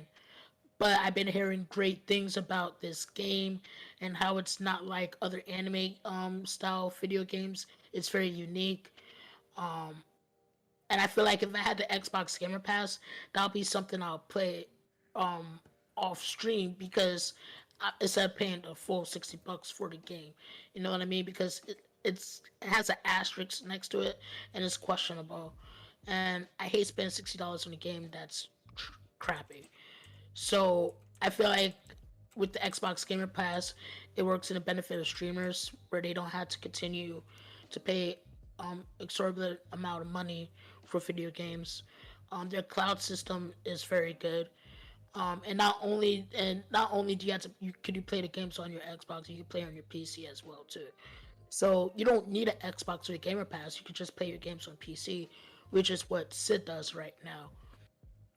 And I think this is something that Sony needs to do in order to compete. I also think that Sony needs to make their game exclusives on PC day one instead of waiting so long, because that's what the developers are asking for too. A lot of the developers have been pushing Sony that make games exclusively for that brand to put their games on PC. And I get why Sony doesn't do it, but I'm glad that they're doing it now. But I think in order to compete with Xbox, they need a good streaming service, something that could compete with Xbox's, a good cloud system, and also their game exclusives being on PC day one. That's just my opinion. What do you think, Sid? I mean, I personally am of the opinion that like Xbox, because Xbox and Sony are playing two very different games, they're also not competing with each other in the way that they used to, and in the way that I think people think that they should be anymore.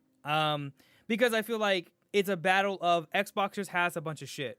And like not in like a derogatory way. What I mean by that is I don't care about Xbox's brand in the slightest. And that's not me being a Sony pony or a PC elitist. What I'm saying is that like if a game comes out on the PC, PlayStation, and Xbox, the first thing I will consider is PlayStation. I won't even look at Xbox. I can play it on all three platforms. I won't even think about Xbox. I don't care about their platform, right? They don't have anything except for like Halo and Gears that makes me go, oh, I associate that with Xbox and I'm interested in copying it. Meanwhile, on PlayStation, one, that's where a lot of my friends play, but you know, crossplay is becoming more of a thing, so I just buy things on PC because mods and experience, blah, blah, blah, blah. But like, I think what Xbox needs to do personally is they need more brand recognition in their games, not just in services that they can provide. Because the only things that, again, you can think of for Xbox are Halo, Gears, Forza, right? Forza's on Xbox, right? That's the Xbox racing game. Gran Turismo is the Sony one. Correct. And like, to me, that's fine, I guess. But at the end of the day, Sony's the one that's going to keep getting all the game awards. Sony's the one that's going to continue to be in the public eye because of shit like Ghost of Tsushima, Spider-Man, God of War, Horizon. Like, they have things that actually make you go, oh, I know this brand, I relate to this brand, I want to give them more money. They are more of a traditional PR marketing machine when it comes to their titles. I personally like that more because I get more excited about what they're doing. Xbox is like, currently, until they make new IP, which I'm hoping these new studios will encourage them to make new IP so they can get more brand recognition outside of, I give you $5. I mean, so this is what me, DRG, Alpha, and some of our other streamer friends do. We buy Xbox Game Pass for a month, we cancel it, and then we don't use it for another 6 or 7 at all. And then when they do a special and I can get it for cheap, I'll re-up for that month and spend like $2 or whatever it is. And then I'll play whatever it is I wanted to play for a couple days, and then I cancel it and uninstall. I do not, and I'm sure that there are a lot of other people who do the same thing. I don't give these motherfuckers $15 every month because while being the Netflix of games is cool, even as a streamer, I don't play games that much to where downloading an unlimited library to maintain for X amount of dollars every month interests me. Because everything that's on there, I can either play on my PlayStation or on Steam, or I've already played, or I have access in some other way, and I can just keep it forever without having to pay for it month to month.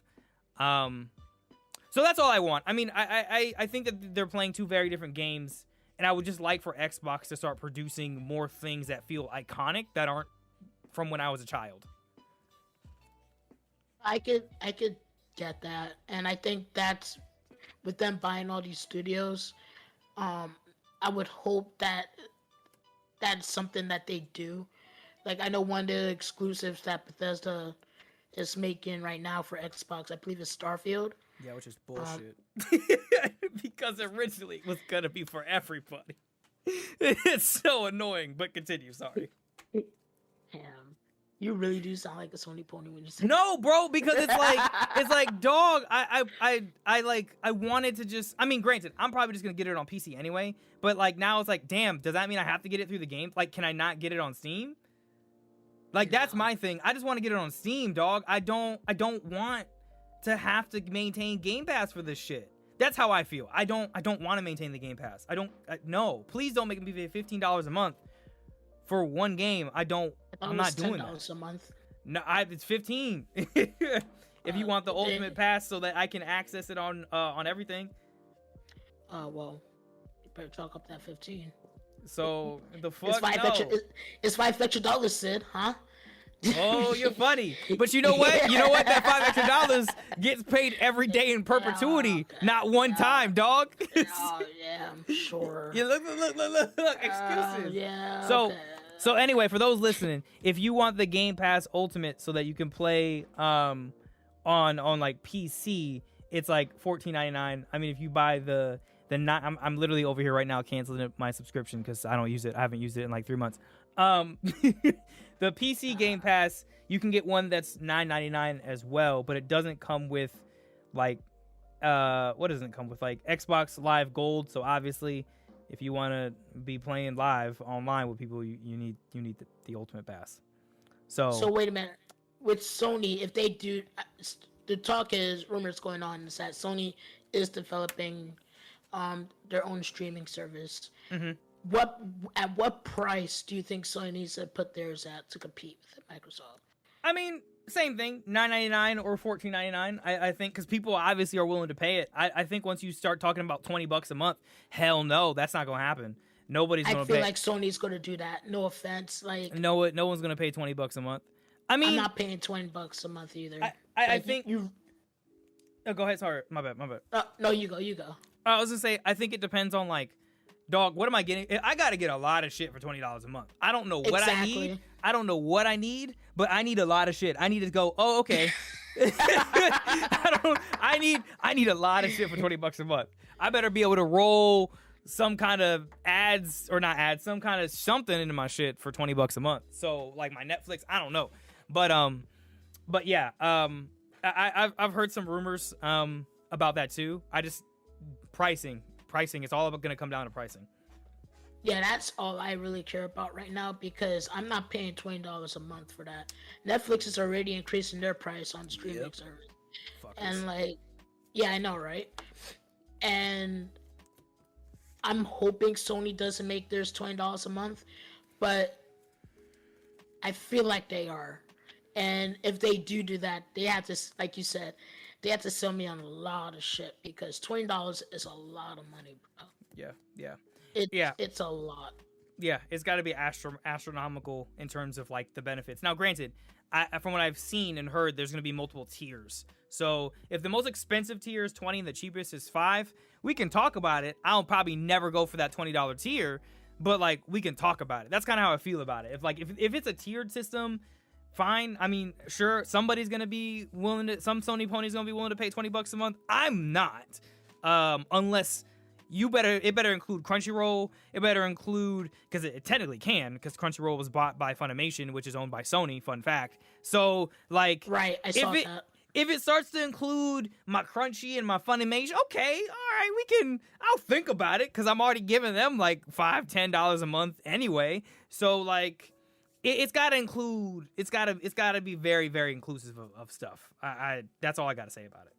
So I was just thinking to myself, if they make it $20, I want the service to be shared between me and another person. Yeah, that'd be nice. That would work. I think I'll pay $20 for that. Yeah. And I'll probably share it with my brother, and he'll give me like $10 each month. Yeah. For it at the same time. That'd be worth it. I mean, yeah, they should do it. Go ahead, my bad. I keep cutting you off. No, you're fine. I was going to say I think that would work for Sony, and I think that would make it be a great streaming platform if they could make it a shareable service. Yeah. I think piggybacking off of that, they should do what Nintendo does. They have the family plan for like $35 a month, and you can share it with up to 8 people, I think? 8 consoles or some shit? For the Nintendo, that's for the online. But like, I know people who do that. They just they have 8 people they share the online with, and they just split 35 divided by 8, and that's what they pay for everybody. So like, if I will say, if PlayStation gives that kind of option, oh son, hell yeah, that's a no-brainer. Because at that point, it's like, I'll get you, I'll get DRG, I'll get Alpha, just a handful of people, and we just split it between, like, whatever the maximum cap is, we just split it between that amount of people. Yeah, I think that would be a good, I definitely think that would be a good service. And the thing is, Sony has the catalog to do it, as well as games that are multi-platform, too. Another thing that I think Sony definitely needs to get better on, and I told you this in previous conversations, they have to advertise their indie games a lot more better. I know they talk about, we care about indie game developers, but a lot of indie game developers that put their stuff on Sony have been complaining about how the lack of advertisements that they're getting and the prices that they had to pay to put their stuff on Sony. That has to change, and I think that's one thing that Microsoft streaming service has the advantage of. People have a lot more accessibility to indie games.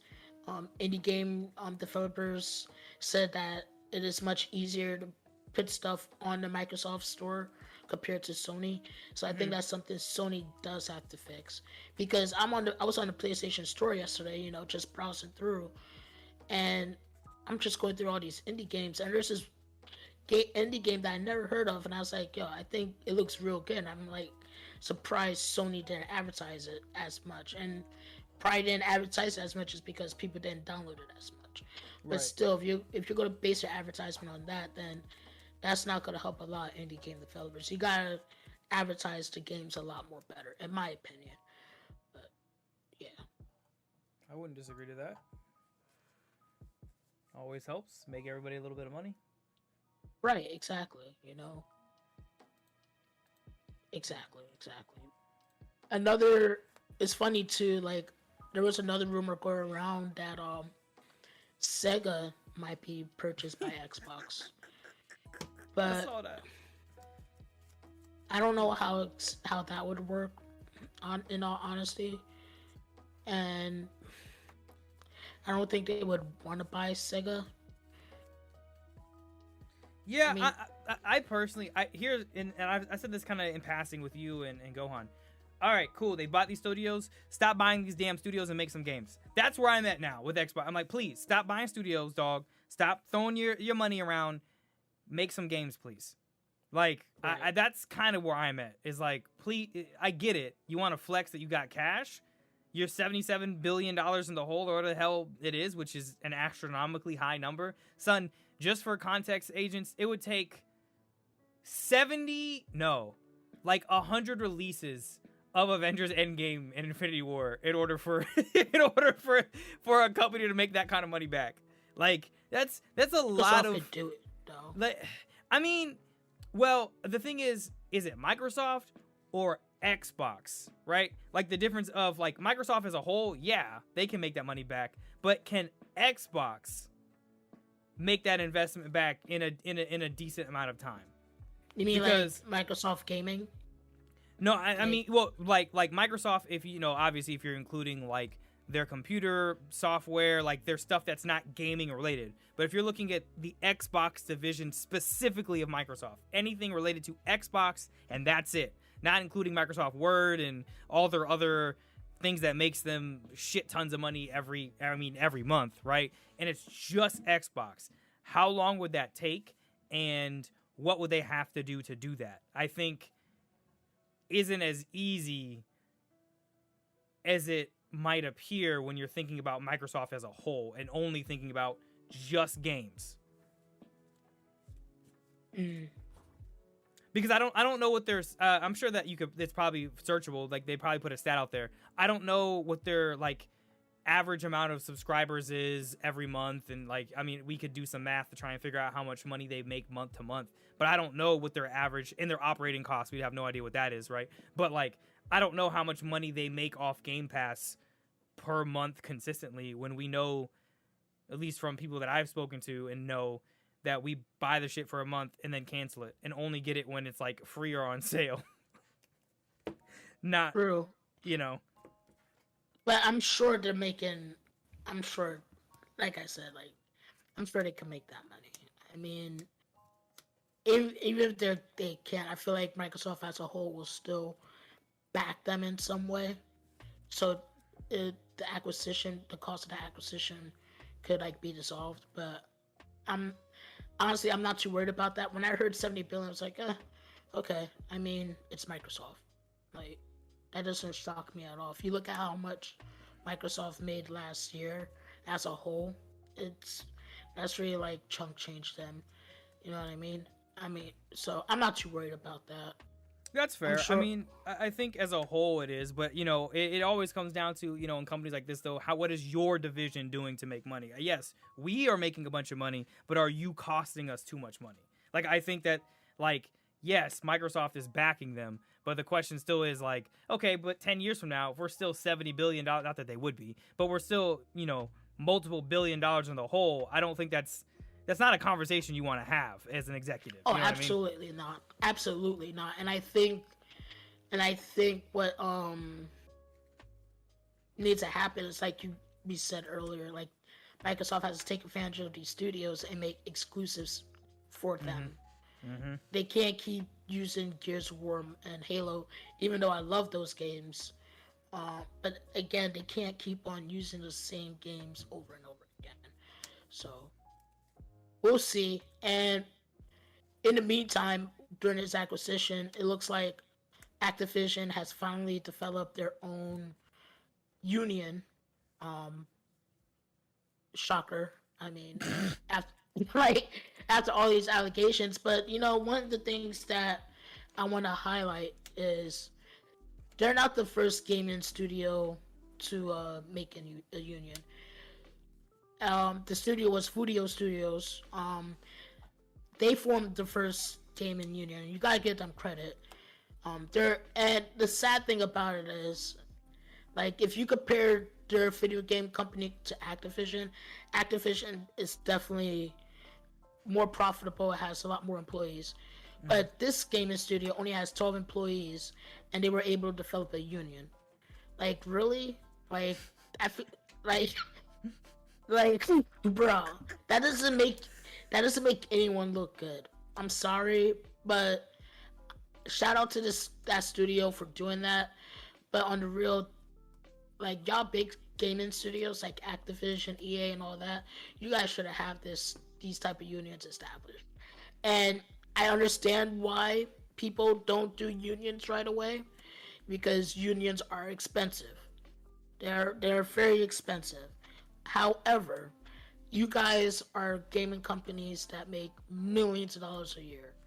You definitely could form a union. Like, it shouldn't have taken this long to form one, especially with all these allegations that are going on. So, what are your thoughts about Activision forming this union, Sid? Finally, bruh. Finally, dog. That's all I gotta say. Finally. Hopefully this provides the safety net that they need. And they can just fix their work culture, man. Like, I feel for the people in people over there. Like, I really hope this is what they need to turn the ship around, and kind of support the workers, the people that work there, the people that make, you know, some of our, well, I shouldn't say ours and like our in this call favorite games, but that make some people's favorite games. You know what I mean? Like I really hope that this this provides them what they need, and that more large studios follow suit. Right. I hope so too. I also hope with them forming these type of unions, it reduces the amount of sexual allegations that are going on. I also hope it changes the hours that these gaming developers have to work, because crunch is a real thing. A lot of people work crunch. They don't get paid overtime. Some of them barely get to see their families. That was something that we talked about and a couple podcasts ago that needs to change in this the gaming industry, is the crunch. Like, it's a real thing. We know one of the studios that was about to do crunch and they stopped was the studio that developed God of War. Remember we were talking about that? Santa Monica. How they were, Santa Monica, how they were close to working crunch hours on their gaming developers. And I think that's one of the reasons why the original God of War that came out on PS4 got pushed back so much, because they were trying to avoid crunch. But then you hear big studios like Rockstar, you hear about them and how the employees there complain about the hours they work, and that they're not getting paid for it. And I don't blame them, man. That's something that needs to change. And also, you shouldn't go to a work environment where you feel uncomfortable. You know what I mean? Ain't that the Like, truth? you shouldn't feel like you have to do any type of sexual favors or be harassed because you're a woman at a gaming studio. You should be able to go there, do your job, and go home. Point blank, period. And it's sad that this stuff is coming out in the gaming industry like this, because it just gives us a bad name. The gaming industry a bad name. You know, we already have people complain about how certain games are bad for kids, and that's true and all, but it just gives it a very negative connotation. You know what I mean? So with these allegations and these stories that are coming out, it doesn't help at all. So I hope that these unions make better change. I hope that employees feel much happier going to work. And I'm interested to see what happens in the future, to be completely real with you. Yep. The future of gaming right now is, I would say, is bright, but it's gonna have its challenges. That's for damn sure. It is, and then there's already a story about Riot Games having to pay $100 million for gender discrimination. I'm sure there's going to be a lot more game studios coming out with the wet work about these type of allegations. I mean, it didn't stop from Activision. Like, Activision, to me, was the catalyst, and then once they came out with all their lawsuits and stuff, all these game studios came out with lawsuits against them. So I don't think it's going to be a never-ending battle. Like I said, it's going to be interesting to see what happens next. Yeah, no, the shit's gonna just keep coming to light. You know, like they say, everything you do in the dark eventually comes to light. And like, you know, we went through this with Hollywood a few years ago, and still are. And now it's the game industry's turn to have all its shit drug out of the closet, which is good. It's good that these things are coming to light. Obviously, not good that they happened. Obviously. So yeah, and you know, not to shit on League of Legends players, but like, I'm not surprised, dog. Just because of, like, even thinking about the people who played League of Legends and the shit that I've heard people say, or like, you know, things in that community there, I'm like, God damn, I'm glad I never played this game, because this shit's toxic as hell. Yeah. Especially like the professional stuff. I heard a lot of racist comments and stories about e-gaming, especially when it comes to games like that. We could talk about that in another podcast or so, but there's a lot of shit going on with that too. A lot of stories that came out last year on that topic. So yeah, you know, the game industry just needs to change, man.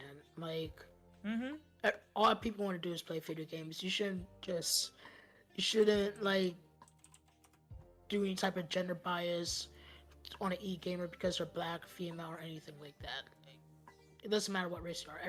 Everyone just wants to play a game and win money, bro. Like, Yeah, it's just crazy. leave them alone. Let them play the damn video games, man. That's it. Right.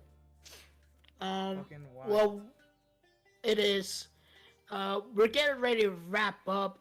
I wanted to talk about Cowboy Bebop on Netflix, but I was thinking let's wait till Gohan comes back because I really want to hear what his take on that is.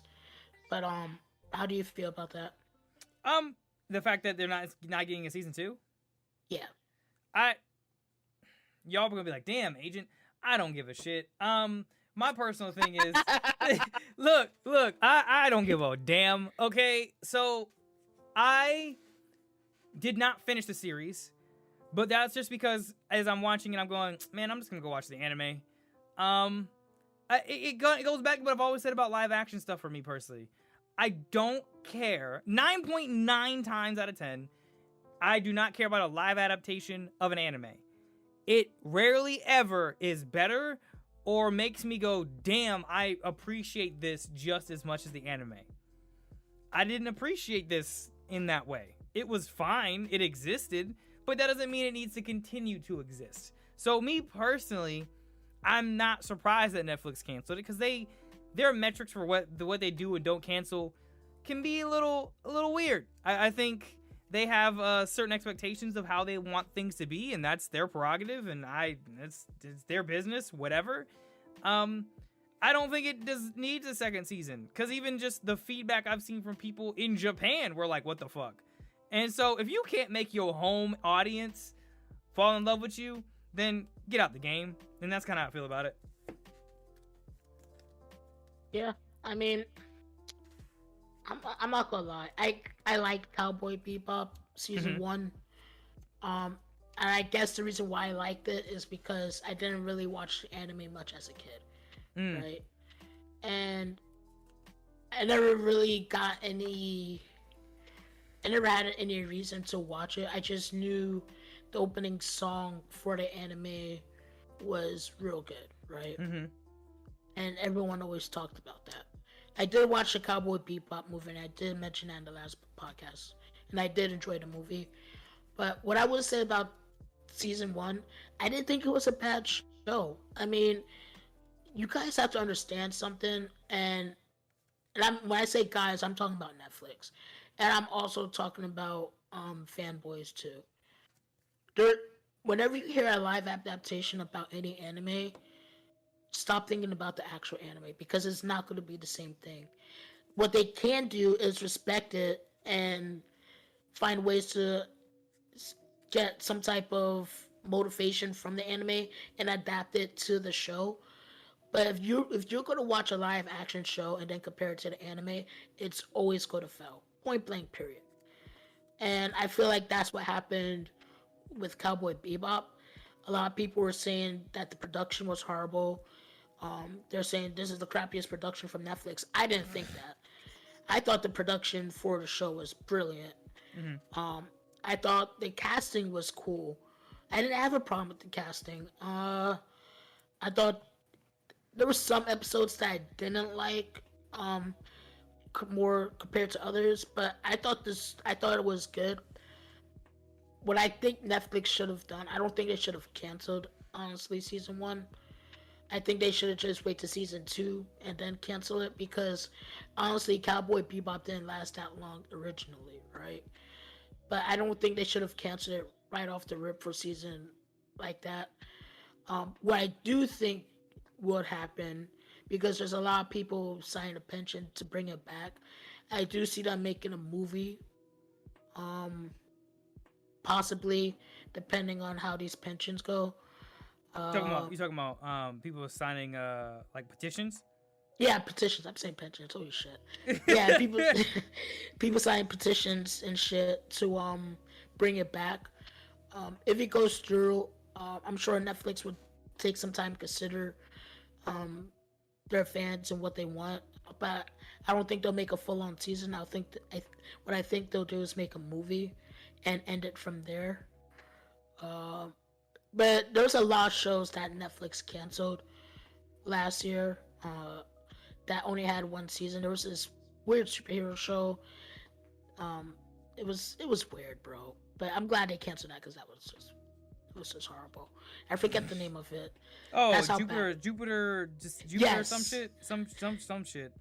Yeah. Yes, that was just weird, bro. I like the ending of it though, but I knew from watching that they weren't gonna make a season 2. So, I think Netflix needs to like consider that when doing these live adaptation for animes, because One Piece, they're making a One Piece live adaptation, right? So I'm really curious to see how that goes, because if you guys cancel Cowboy Bebop after season 1, imagine what's gonna happen in One Piece. Yeah. I'm just saying. Yeah. So, Yeah. and that's a hard one to do a live adaptation on, because it could go in so many ways. Yeah. So many ways. And y'all know I'm of this opinion. Stop making live adaptations of anime. Just stop. Because 9 times out of 10, they're not good. They're not faithful. It just doesn't translate well. It's not. I think what people keep thinking is, oh, it's like a comic book, or oh, it's like taking manga to anime. No, it's not. You're going from like 3. Okay, so think about it like this.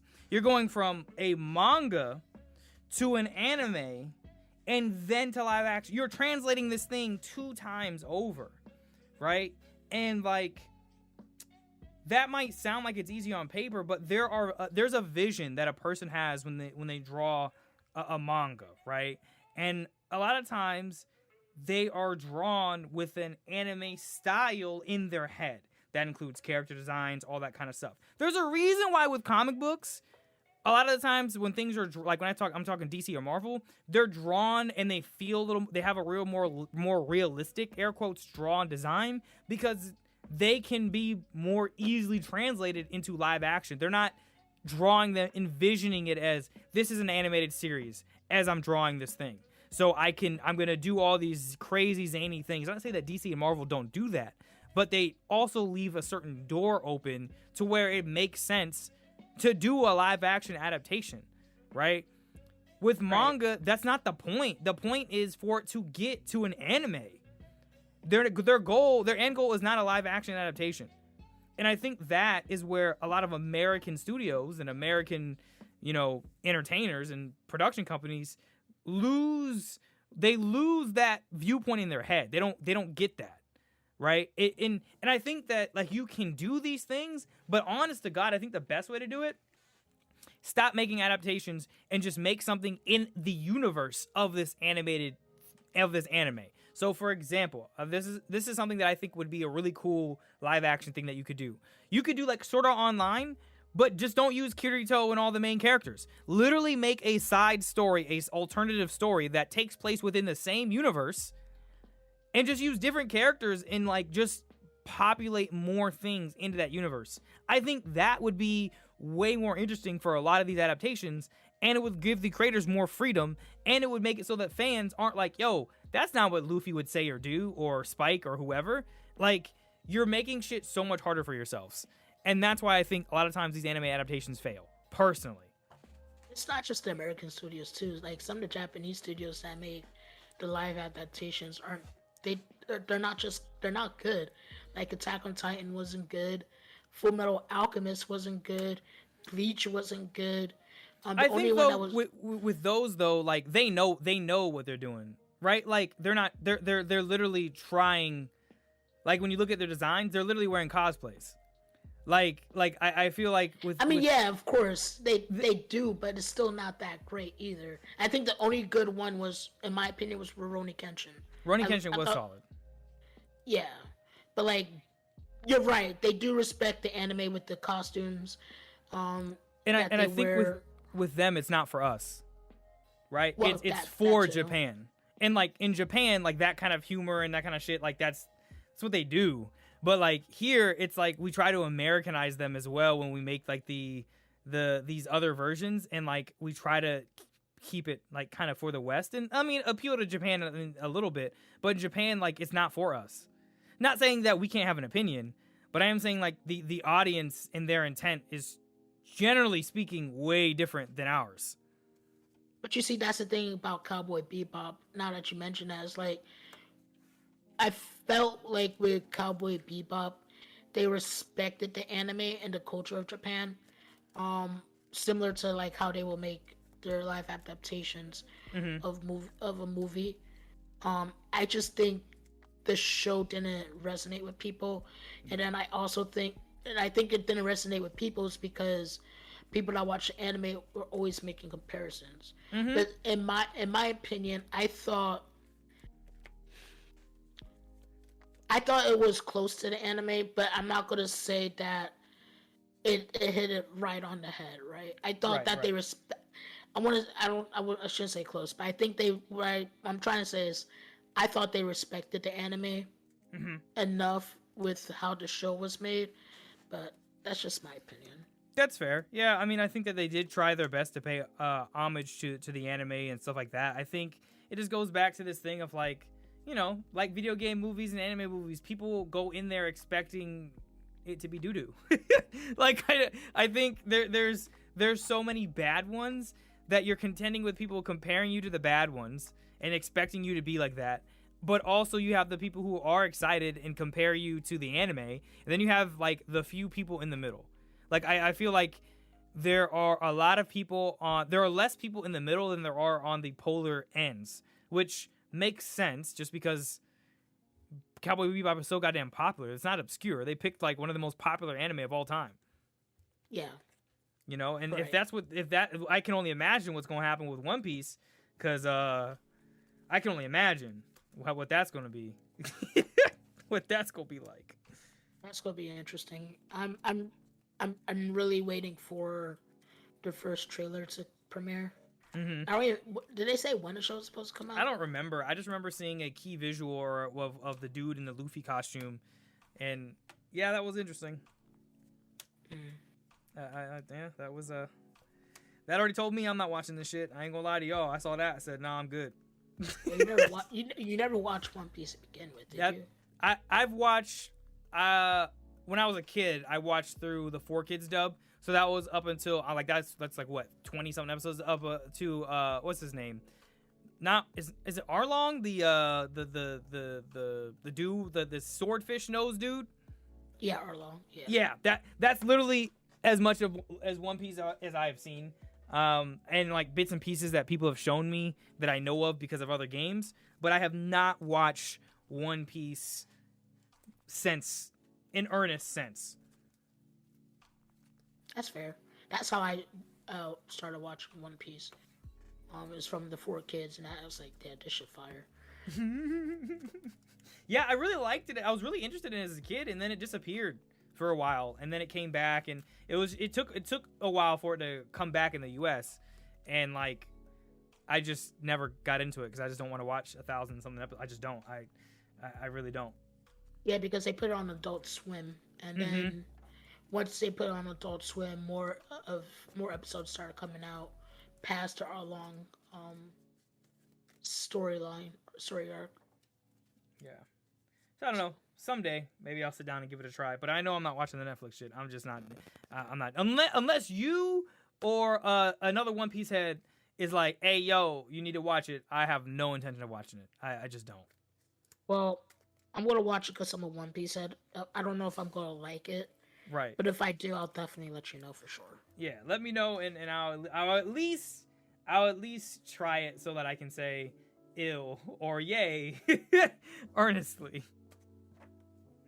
Sounds good, bro. I got you. And don't play me either. All right? I know you try to get me back for Outriders, but nah, I'm not. I won't play you on that. Like, definitely won't play you. It'll be deserved, but I'm just kindly asking. Please don't. Oh, I got you. Don't worry. All right.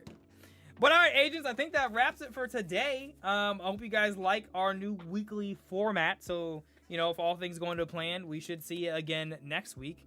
Ideally, these episodes will probably come out every Monday. But as we kind of work out our schedule, we'll figure that out and all that good stuff. But Neil Smith, as always, thank you for being such an amazing producer. Thanks, bro. Thank you. Thank you for being an amazing director. Oh man, appreciate it. Look at that. See, we don't always shit on each other, y'all. Once the mic comes off, though. All right. Once we go offline, though. Fuck you, man. Anyway, y'all, we'll see you in the next episode. Appreciate you. Peace. Peace.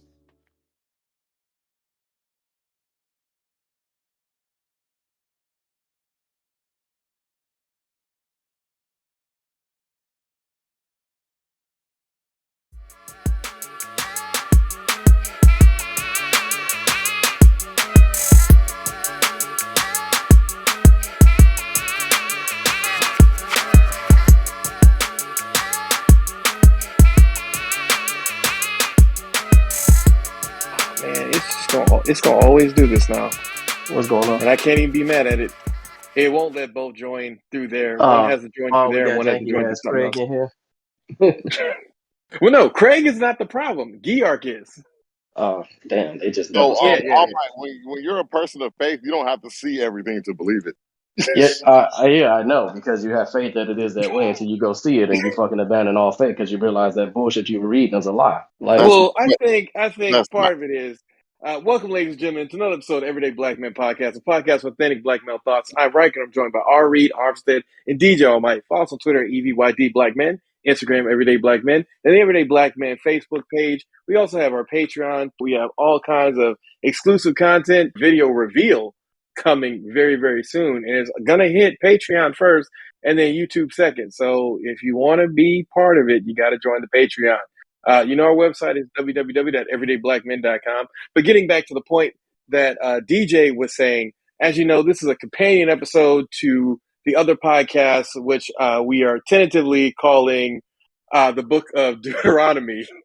And part of the reason we're calling it tentatively that is just because those brothers went in a lot on the Book of Deuteronomy. I know some of you may not have listened to that episode because for whatever reason. Change it to read that. That's his name. Read that. Read that. Every time he said that, I was like, "You're talking to me." Right. I thought he was at first, and I was like, "Oh, they out here Styles P and Jada kissing it right now." Read, brother. They were Styles P and Jada kissing it. They were but going back. It was interesting to hear kind of, again, worldview. I think that's something that is lost amongst so many people, is that they don't have a specific worldview. Even if your worldview is, as you said on the podcast, DJ All Might, you were like, "Hey, I'm agnostic." It means I don't think that there's not a God. I just don't know if the God is your God, that God, or another God, or if there even are gods. And we have to have that level of people being able to discuss ideas. Because while some... Go ahead. I'm sorry. Go ahead. No. I always overtalk you, DJ All Might. Go into your point. But I am such a very argumentative person. And for recreation, I cut in a lot too. So that's what I'm saying. Go. No, man, you don't. Look, we ain't gonna polite our ways. Nice. It's 2022, man. You're too nice, nigga. You're too y'all nice. Keep it up. I edit these episodes. Y'all niggas keep it up. I listen purposely to you be quiet. I went into this episode not drinking. Don't make me drink. All right. Anyway. If you were drunk in that episode, oh my God, it would have been fun. But I'm a little mad because I'm paying for some bad decisions, not bad decisions, some irresponsible decisions that do say All Might did or Drunk Me did last night, like in the thinning of money. But regardless, what did you say All Might do? Yeah, I got a pair of kicks that cost well over what I usually do, but I've justified it, and I'm not gonna share. Oh, so the Adapt React 11s? No, the Miles Morales origin story Jordan retro ones. Shit, nigga. Yeah. Anyway, so and the Nike plug can get those, so I didn't get those from Nike plug, unfortunately. But what I was getting at was I don't have nothing against anybody's beliefs and nothing like that, but I'm gonna always ask what you think, not what the book is saying, because the fact of the matter is, every God that does not promote free will or critical thinking does not sound like a God that I would necessarily quote. Like if I got to reference something before I can give you a valid response, then it's not going to go well. Even in a court of law, you only got to fucking mention the goddamn law but you can still paraphrase and summarize it to your own wording. And we weren't, which is where you will always lose me because it doesn't have as much impact. Part of it is, again, as Reed was saying in the other podcast companion to this one, that you have to be able to critically think about things. It can't just be you just thinking, okay, well, this is what it says. And sort of for him, that moment of rethinking everything was when he realized that, wait a second, what if the Bible is canon? As in there's a start, there's a middle, there's an end, and it's taken across, hundreds of years. That sort of changed the game for him. For myself, what I wanted to say on that podcast but didn't was that the Suez Canal was built in 1869, but was started in 1859. So I'm adding that in here, which if you didn't listen to the podcast, you won't know why I'm mentioning it. But no, I think they had a great point on how they basically divided Africa, because Africa connected to Asia, or Eurasia, we should say, because it's technically the Eastern European part of Asia.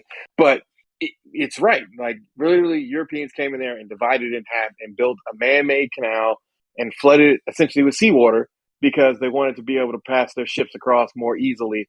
And then we can go into sort of some of the other, trade winds that were kind of happening at that time frame and what else was going on.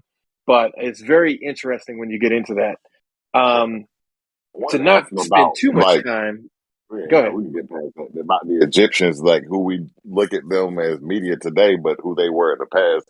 Because a lot of history tells us that the Egyptians are the Sudanese, as we know them to be, versus the people that we see there now.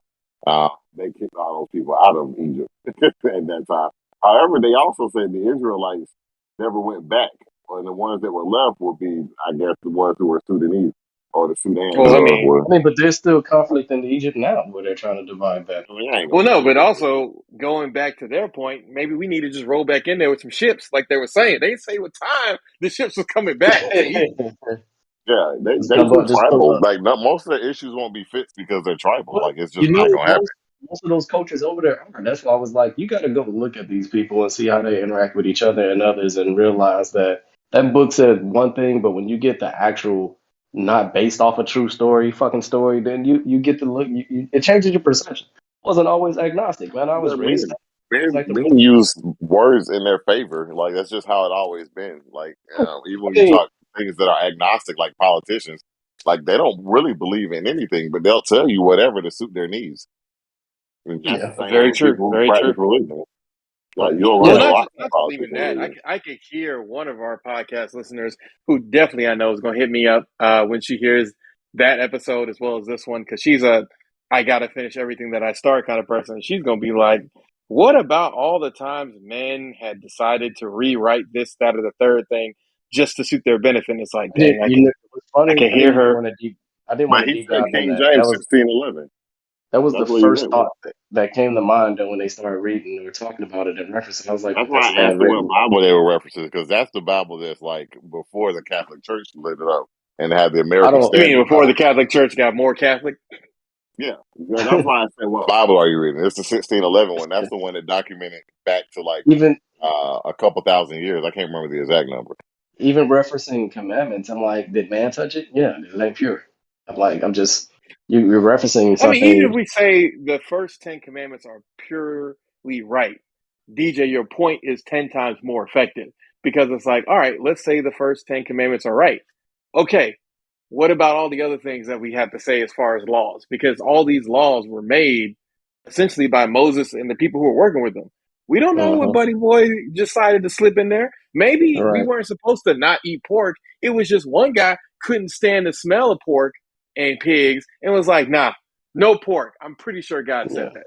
It's not like it's it's the way how pork works. Is how pork was kept back then, and how we keep pork now is very, very different. Pigs lived in slop, like a lot of slop. Not saying they don't live in the slop that they live in today, but they literally lived in slop, like super slop back then, versus how they live now.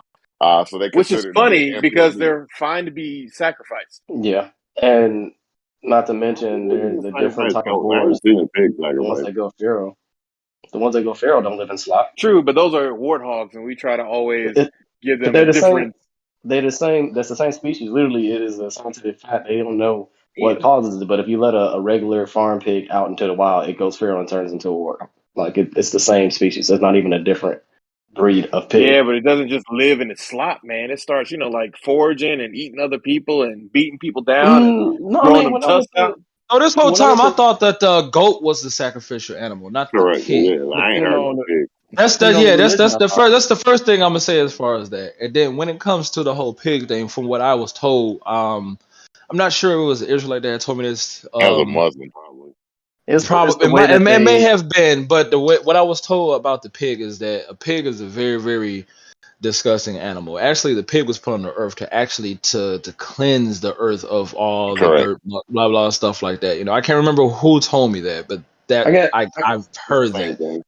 Just like when he said Israelites and Christians, I was like, man, they both believe in the God of David, if I'm not mistaken. I got a close friend that's a Muslim. He's not a preaching, practicing, but he still has some beliefs, and it's basically their filth because they live in their filth. It's something about the reason how they Correct. live in the filth that your body's supposed to be pure, clean, and you don't eat a animal that lives in its own filth, even though you eat fish that is a What? bottom feeder that lives in. We don't eat bottom feeder fish. What bottom feeder fish you Cat, eat? catfish is a bottom feeder fish, Catfish is a You're bottom not feeder. supposed to eat catfish, though. You're not supposed to eat catfish. but I'm Yeah, saying these catfish same is people about a that don't. feeder. It's folks Same that thing don't for eat shrimp, pork that eat catfish. crab. You're not supposed Out to of eat all the shrimp either. species, Crawfish. You're not supposed to eat crawfish Yeah, either. crawdads. All those stuff that biblically, you're not supposed to eat them. Like, those things are not supposed to eat. Even yeah, in the you're milk supposed of to a be cow. eating good old fashioned dolphin. Oh no, don't Hmm. bring up milk of a cow. They ain't ready for that shit. That's half of Oh my Africa. goodness. That's 3/4 of Africa right there because everybody eats powdered milk.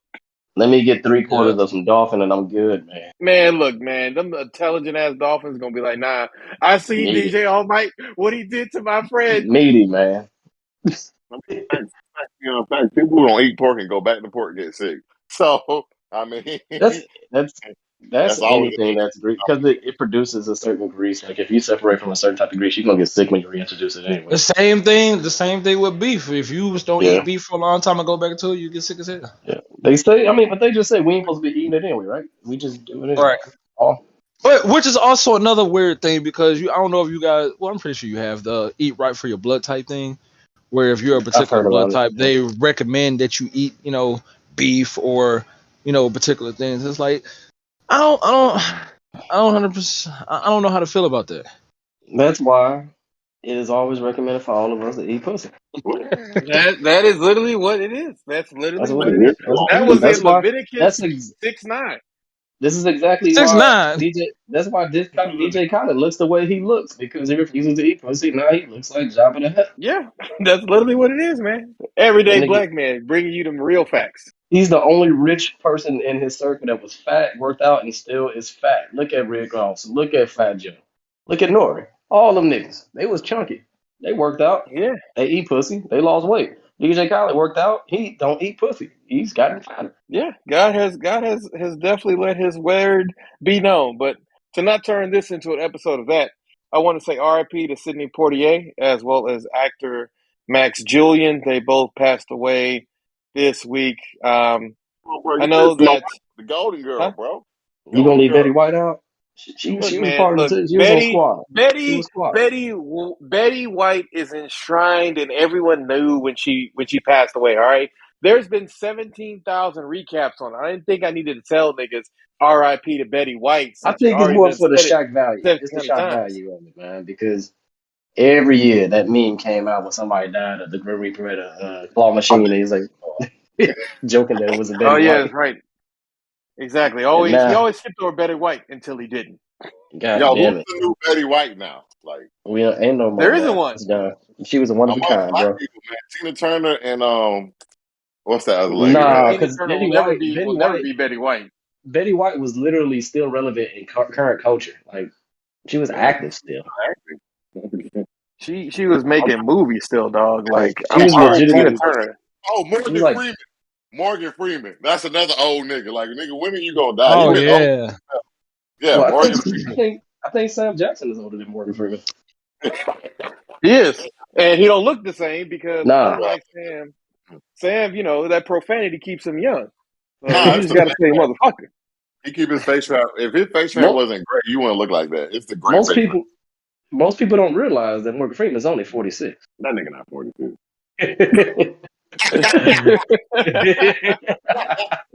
That's That nigga was part of it. 46. That nigga was 46 years ago. Pow. Nah, Right. he was an alternative 46 fact. years That's an ago. alternative fact. That's He's alternative fact. 92. I don't know how old that nigga is. Sam looks as good as he does because he literally says he does not stress himself out like how actors be complaining about going to work and he's like, we play, we pretend, and then we go home. He ain't no manual labor, ain't nothing. He's like, why the I don't give a fuck about all these people bitching and complaining. He's like, I go in, do my time, and I leave. It ain't like I gotta go No, out in the field and Sam is 11 years younger than Morgan Freeman. Oh, I thought he was older. Nope, Damn. 11 years younger. So Morgan is what, 82? 84. Sam is 84? 73. Damn. Yeah, these I just, niggas is old, and we better give them their flowers ain't while they're still Denzel here. up there too? Ain't he like in the late 60s? Denzel is up there, nigga. We Denzel love is you, young good 67 years old. He's what? 67 years old. God damn. We ain't gonna have His shit, man. The son replacements, is 37. the replacements ain't nowhere near. But like Denzel got a respectable replacement, but the rest of them, I'm gonna call his Yeah, son his replacement, not Michael B. Jordan. the thing about it is, like, his Trash. I'm son, talking he had his son about at 37 years old. 37. So that should let y'all know you can be with a woman as long as you're a great actor And they ain't and his have a oldest. great kid. He's not the Ice oldest. Cube. Ice Cube's I son know, is but good. I'm just saying. Yeah, Well, no. Ice Cube is a good Nobody's one. saying anything bad about Ice Cube's son, unless they're an Yeah. idiot. I'm But talking about as an remember, actor. Denzel Washington's wife is older than he is. She's 71. Yeah, but she been living that life for a long time. I know, but you got to think about it, like, especially like when we go into this whole women need to have kids at a certain age, certain kind of thing. You are seeing older black women who paired off, who have kids later, who tend to do well. The problem is a lot of women, you're not pairing off at all, and you expect to be able to have these kids late, and it just don't work out that way. It's both biology as well as your Just tell the environment. next generation, don't do it either. Hating That ass too, bro. that too. But all of this aside, because The Mac was a great film, but I think the more impressive thing that Max It Julian was. did was the fact that he donated. Well, I mean, look, he started a whole culture thing. Niggas took from it in hip hop. He also was a scriptwriter for Cleopatra Jones and his blaxploitation films. While people always like to highlight, oh, The Mac was the beginning of an era where we said black people and da da da da da. Remember, Hollywood crashed in the 1970s. Blaxploitations brought them back. So yet again, everything revolves around black culture. Because if it hadn't been for blaxploitation films, Hollywood would be dead right now. We wouldn't even have streaming things. We'd just have shitty TV shows. But Max Julian donated a lot of his proceeds from his most known role in Goldie, where he played the titular character, Goldie. And he donated those proceeds to the Black Panther Party's free lunch program back before your schools had lunches for kids. Stay woke. But Sidney Poitier did a lot for black people. First black man to get an Oscar. First black person, sorry, to get an Oscar. First black man as well. And a lot of people didn't like him because he didn't talk that much about race. But the thing people always forget is that he was pivotal in the civil rights movement in the 1963. So literally he wins an Oscar in 61. And then he does civil rights shit in 63. It's called, hey, niggas, I got my achievement now. Now I can help y'all out. Because black people always trying to be like, you got to help us out right now. And it's like, no, nigga, I got to make this money first. Then I can Nah, help y'all out. I wouldn't say shit about you niggas and your issues because, most of that shit, man, they was Western activists. Them activists, I ain't gonna be listening to them. Them niggas ain't nothing but fucking loudmouths. Some of the niggas that's really doing the work. Activists ain't nothing but sitting around bitching. I don't give a fuck what no activist says.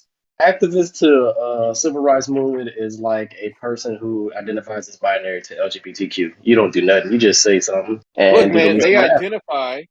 I'm a and their community activist. identification is helping out. Well, no, community activists oftentimes do a lot more than the main. You need to separate out the people at the ground level, community activists, and the women sitting at the Black Lives Matter table. No, this nigga didn't.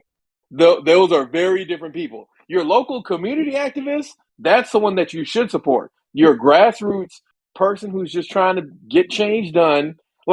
We saw it during our lifetime, R. Reed, Armstead, in Georgia, when it was the local activists who helped push for the magnet program to be expanded. Because you remember, white folks didn't want your gifted black asses coming to their white schools. But it was those local community activists that wouldn't shut the fuck up to Republicans that finally made them go, all right, fine. Only the A niggas can come. We're not taking B students, only the A ones. I hold titular anger towards these niggas. Titular anger towards these niggas. Yeah, I was bad as fuck. Anger. I mean, yeah, that was your problem. Again, you had that B anger coming out of you. I actually spent like a good half of my elementary school in the gifted classes and did the magnet programs, but then I didn't like authority. it wasn't even that. I just literally didn't have the support system that you would think to need, and I didn't have the self drive to say I'm gonna do this regardless. Like, nah, I was just like, oh fuck it, y'all ain't gonna keep up with me. All right, I'm gonna just go. Well, I mean, nigga, your environment is like 60% of your problem. Like, I really shudder to imagine the type of nigga you could have been if you were supported by your local environment. Bro, I'm not gonna lie. You might be curing cancer right now if you've been supported by your local environment. I ain't gonna lie. I had that conversation with wife all the time. I was like, I really wish I had that fucking that TV or at least that basic ass support system that I envied. I envied both. I envied the bad parents that let their kids do whatever and didn't make them come in and up like that. But I also envied the niggas that had good family. Like I said, look, I want to do what I want, but I also would love a family that supports, loves, and cares about me and pushes me to achieve my dreams. I don't want to get it twisted. I don't feel like ain't like I was neglected or nothing like that. I was just raised like every other nigga that was raised in the hood. You just come home with a C and you straight. So you're saying you're not like Kane Carter, shout out to him, aka Hot Damn I Rock, because he became really good at picking up women, mostly because as a child, his mom would beat him, and not his mom, his family would beat him whenever he got words wrong. So they would turn up the TV and they tell him to spell words, and if he got it wrong, they beat the shit out of him, which then evolved to him having a command over the English language, but didn't of course turn out well for the women in his life. I would like to see what Reed would have became if he actually gave a fuck. I mean, nigga, we already know what Reed would have became. He'd be right now talking about how I'm running again for my re-election Senate campaign. I just want y'all to know that the person who was found on that footage having sex with that light skin was not me. That was actually my doppelganger. He don't want to admit it. It would have been Obama. Hell no. I mean, I feel like you have a good point that he could have been Obama. That's why he doesn't like Obama now. That nigga in South Carolina that all niggas hate. Look, nah, you'd have been Obama. You would have gotten on the Democratic thing, and then you would have changed from Democrat to being a centrist independent once you have a big enough cult following. That's why you don't. That's why you don't like him. He's like, look at that nigga out there trying to beat me. Exactly. I think black people overrate him simply because he's black. What doesn't the black people? What don't they overrate because they're black? Eminem. Oh man! But that was a good one, and that reminds me of the second thing. The argument about Lil Wayne versus Jay-Z. What the fuck? No, not Lil Wayne versus Jay-Z. That's a stupid fucking. Conversation. You something has made that argument unbearable. Correct. But what I wanted to talk about was the rare moment of clarity in politics when Joe Biden said in his January 6th speech, "You can't love your country only when you win." It's like, yeah, that's true. So are you going to investigate Fauci, or are we just going to continue to pretend like this nigga didn't lie to Congress? Mm-hmm. Just saying. It was interesting, right? Or fifth. I mean, no, January 6th. It was an interesting little conference. You had Kamala Harris, who puffed herself up and said this whole speech. I wouldn't even have watched it if it wasn't for Cyrus. Yeah. She set up and talked a whole bunch of shit, and it's like, Kamala, I am not going to say that you don't have a chance of becoming president, but I will say that you are going to lose all the black male votes, and God help you if you're going to depend on the white woman. I don't really care for it either. Nobody does. Black women be standing for that bitch. No. The problem that Kamala's in right now is an interesting problem that she caused herself. And that problem is she wanted everybody to think she wanted everybody to think that, hey, I'm going to be this semi-progressive person and I'm going to get things done. And then when she didn't have the ability to get things done because, I mean, if we're being honest, Joe Biden used her like a tissue, it just kind of all fell apart, and she's just kind of sitting here looking foolish. And it's like, well, Kamala, I don't know what you expect to do now. She pretended to be, but she was never progressive. I know she wasn't progressive. based on her thing, but she said that she was going to be progressive. And then she got caught needing to actually pretend like that was who she was going to be. And now she's got progressives pissed and saying they're not going to vote for her. And then she's got the whole black woman mafia, as I want to call it, who are like, you need to do more, girl. We don't see you. You didn't even go down to the border. Like, we need FaceTime. And it's like, I mean, y'all, what exactly do you want? If she goes out there, she's going to embarrass herself, so she's not going to do that. And if she talks about anything progressive, she's going to kill any chance that she has of becoming president. So, I mean, not that she has a big chance, but a little chance. She got something. It's a weird place to watch people be like, Kamala did so great on the speech, but then ignore the fact that her numbers are polling worse than goddamn Dick Cheney. She's a puppet. She's more of a figurehead. She's not really about shit. She'll never be president unless Joe Biden dies. I mean, I'm thinking that's going to be the only way. You better start putting cyanide. Never mind. I'm just saying. It's one of those things where it's like, I don't think y'all realize the You guys position think they that she gonna put picked. up Pete Buttigieg and he gonna win? I'm like, bro, Then, wasn't nobody vote. Wasn't no Well, nigga no, vote for no. him. Pete has a better chance of winning than I think anyone No. else on the ticket. Only because Pete is going to tap into a large white allegiance that's going to say, even though he's gay, I'm going to vote for him because he's a white man. I'm about to. I don't think the gays can get that much done. If they can, I am impressed, and I feel like they will take over. If they I can get think as that long done, as he doesn't show off his husband and he just shows those little baby twins they adopted, he'll be fine. I think if you keep reminding people that you're gay, that's going to be a problem for white voters. But isn't that what every openly gay figurehead politician or celebrity does? They make sure they bring in the fact that they're gay. Then they never address No, what. but Pete has been smart enough not to do that. He did that at the beginning when he was trying to run for president, and then once he saw that he had no chance of winning, he put his husband to the side and stood straight in his lane and said, "I would really like to help the Joe Biden campaign." He saw which way the winds were blowing early, so I think he's got the opportunity to be a strong contender. The nigga from a state of a city of less than 100,000 became transport secretary. He don't know anything about no fucking transportation. Yeah, but that's what we're saying. A nigga from a city that small made it to transportation secretary. If you're telling me he can't jump from transportation secretary to president, I think you're foolish. The real thing here is, Well, no gay man be president of America in our lifetime. a gay man will be president of America in our lifetime because people said the same shit about a black man, and it just took the right black man with the right story. Again, if Obama didn't have those cute little girls and that wife that was strong and resilient but very silent at the beginning, he would have lost. It will have to be the least gayest gay man to win. That's what I'm saying. Buttigieg is the least gayest white gay politician that we have. There's no other white gay politician that is as clean cut.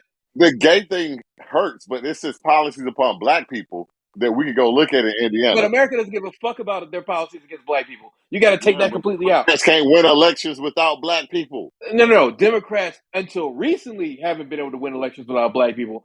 Things are changing. Never. They never win elections without black people. Buttigieg polls well with Hispanics, and we know which way America's going because black niggas have too many goddamn abortions. We've talked about this ad nauseum. Well, he would have to win within the next 8 years, and it ain't happening. I just don't see it. I think Biden is going to go for another election. Either he wins or he loses, depending on how well Trump polls. Then Kamala's going to take a failed attempt. And that is Buttigieg's opportunity to cut her off at the knees and get in at the number one spot. Now, I think if I was him, I would get a very strong, very straight, very Hispanic vice president. Male as well. Can't be a woman. That'll be a winning ticket. He won't win. That'll be a winning ticket. Because DeSantis is only going to run in the next 4 years if he runs at all. If DeSantis loses to Biden, Buttigieg has an easy throw-in because people who lose at a given political race, generally speaking, can't come back and win. There's only been one exception or two exceptions to that rule, and they're exceptions for a reason. Yeah, basically. Joe Biden is one, and the other one is who? Joe McCain never became president, but yeah. Yeah. Generally speaking, people don't win when they go for a re-election. But, I mean, you could be right, but we'll see. But I think that is the play for Buttigieg, which is be transportation secretary, and just see if Biden wins. If Biden can win again, then you don't need to do anything because it'll be very easy for you to beat his assumed successor because Kamala's got nothing on you. And it's the easiest time for him because he doesn't have any rivals, and Republicans really only have two potential options. They've got Trump or they've got DeSantis. Those are the only two names that anyone in any household knows. They smart. You put that black dude up there from North Carolina, South Carolina, wherever that nigga No, is. they're not going to put goddamn Herschel Walker up there. He's a losing ticket. Herschel Walker, nigga, the nigga is already in the Senate. They're not going to put that guy up there either because they're afraid he's going to do something black. Remember, they like black people, but not that much. Not about, can you imagine what happens if they put that black man in that side and he has a midlife crisis, realize that Negroes are going to remember him as a piece of shit, and he starts doing affirmative action, and it comes from a Republican? I think we got a better chance of it happening with Republicans than we do with Democrats. And that's just Oh, no. That's what I'm saying. They would never put a black person in there because if his programming falls off and that nigga stops spitting down the party line, a Republican would find a way to get affirmative action passed, and he would make a generation of Republicans. Nigga, we'd all be flying them goddamn elephants, talking about, hey man, my president is black, my affirmative actions are red. Niggas, y'all can go research. A lot of our most elected leaders were Republicans, but hey, they ain't telling y'all nothing y'all ain't even looked up before. Correct, man. Like normal, y'all niggas don't read, and that's kind of what becomes of it. But we can leave this spicy talk, which I'm sure we're going to get a bunch of comments on how Riker is mean to Kamala, which I'm not, just spitting facts. A little longer than a few minutes later. A whipping and ass whooping are two different things, but to white people, it's the same No, thing. a beating. You mean a beating? Whooping and a beating. Beating, yeah. Yeah, like most me, Black I parents be know. beating their kids. Black parents be beating their kids. I don't believe in any kind of capital punishment, but as somebody who watches boys, you got to beat a boy ass. Not necessarily no girl, Yeah. but boys are different. I'm just You sorry. pop 'em. You just pop 'em. That You popping ain't shit gotta. get old, bro. I mean, when they get to a certain Yeah. age, a pop just can turn to a. I mean, when you get to a certain age, like that's not going to be a thing. But no, I think corporal punishment is something that you have to have with children. I mean, you see it with all these kids these days who just basically like, yeah, man, I'm just going to do gang shit. It's like if y'all had beat that kid, he would understand that there is a large consequence for any action that this child takes, because I that's didn't. kind of the problem that we have. I did not do shit. As somebody who suffered whippings and ass beating around 12, I knew it was coming, and I still did it again because I didn't care about the ass beating because I knew that pain would be temporary. Yeah, but the difference here is that you knew there'd be consequences. Today's kids don't even know that there'd be consequences. You got people up here who just never just. No. I put him in timeout. It's like, bro, timeout doesn't do a goddamn thing. Timeout is the real punishment. That's like what you're saying, Reed. Timeout is something that you're like, oh no, my mom took my phone away, but I know where it is in the closet that she hides shit. So I'm gonna go find. Like kids ain't never gonna be able to access my room. My room is gonna be one of those things where it's not necessarily like Fort Knox. But I'm sorry, you only need to come in here if you are allowed in here. You don't just get to just peruse into my room looking for your shit. If I lock something up, it's going inside of a gun safe, which is inside of a locked door. And if you kick that shit down, bro, I'm kicking your ass. Period, point blank. I'm trying to think. I think my parents' room was like that. We didn't go in there without asking for the most part. I remember one Yeah, time I I busted my ain't really. parents' room, and that was one of the worst decisions of my life. And your ass earned that shit. I was up like on a Saturday night, and I stepped on a pencil for some reason, and that bitch went through my foot. And I was like, ow. But I didn't scream. I was like, shit, I need to go to a doctor. And what I Yeah, you saw, should I have beat never on that forget. door. Exactly. You never will. Nigga, it But was a pencil in my foot. I didn't think. again, you have one of the only reasons why it was acceptable what you did. But at the Yeah. same time, you paid a penalty for what you We've never did. talked about it either. Never talked about it. Never talked about it. I don't think there's anything Never to talk talked about it at all. But it's hey man, it's completely okay. But I'm gonna wrap this segment up and go into the next thing, which is what was your favorite album of 2021? Excellent claim. What was the name of the album? Look, you asking a lot of questions, nigga. Not like. I thought you was a Oh look, Baby man, I'm gonna Keem ask these guy. open whisper ass Huh? questions. I thought you What'd you like say? Baby Keem album the most. No, I went back to listen to it. Was the first listen was straight and it was entertaining, and then I went back and was like, this shit's boring. Told you it was trash. Yeah, like the I first don't like the listen, way it that was. nigga rap. So Green or Knots? You like Green or Knots? You know what? It wasn't even that. It was just the fact that like. Or sorry, Weight of the World. That's the Maxo Cream album. Weight of the World. Yeah. Yeah. Actually, you know what? I'll get top three because I don't have like one that just stands out.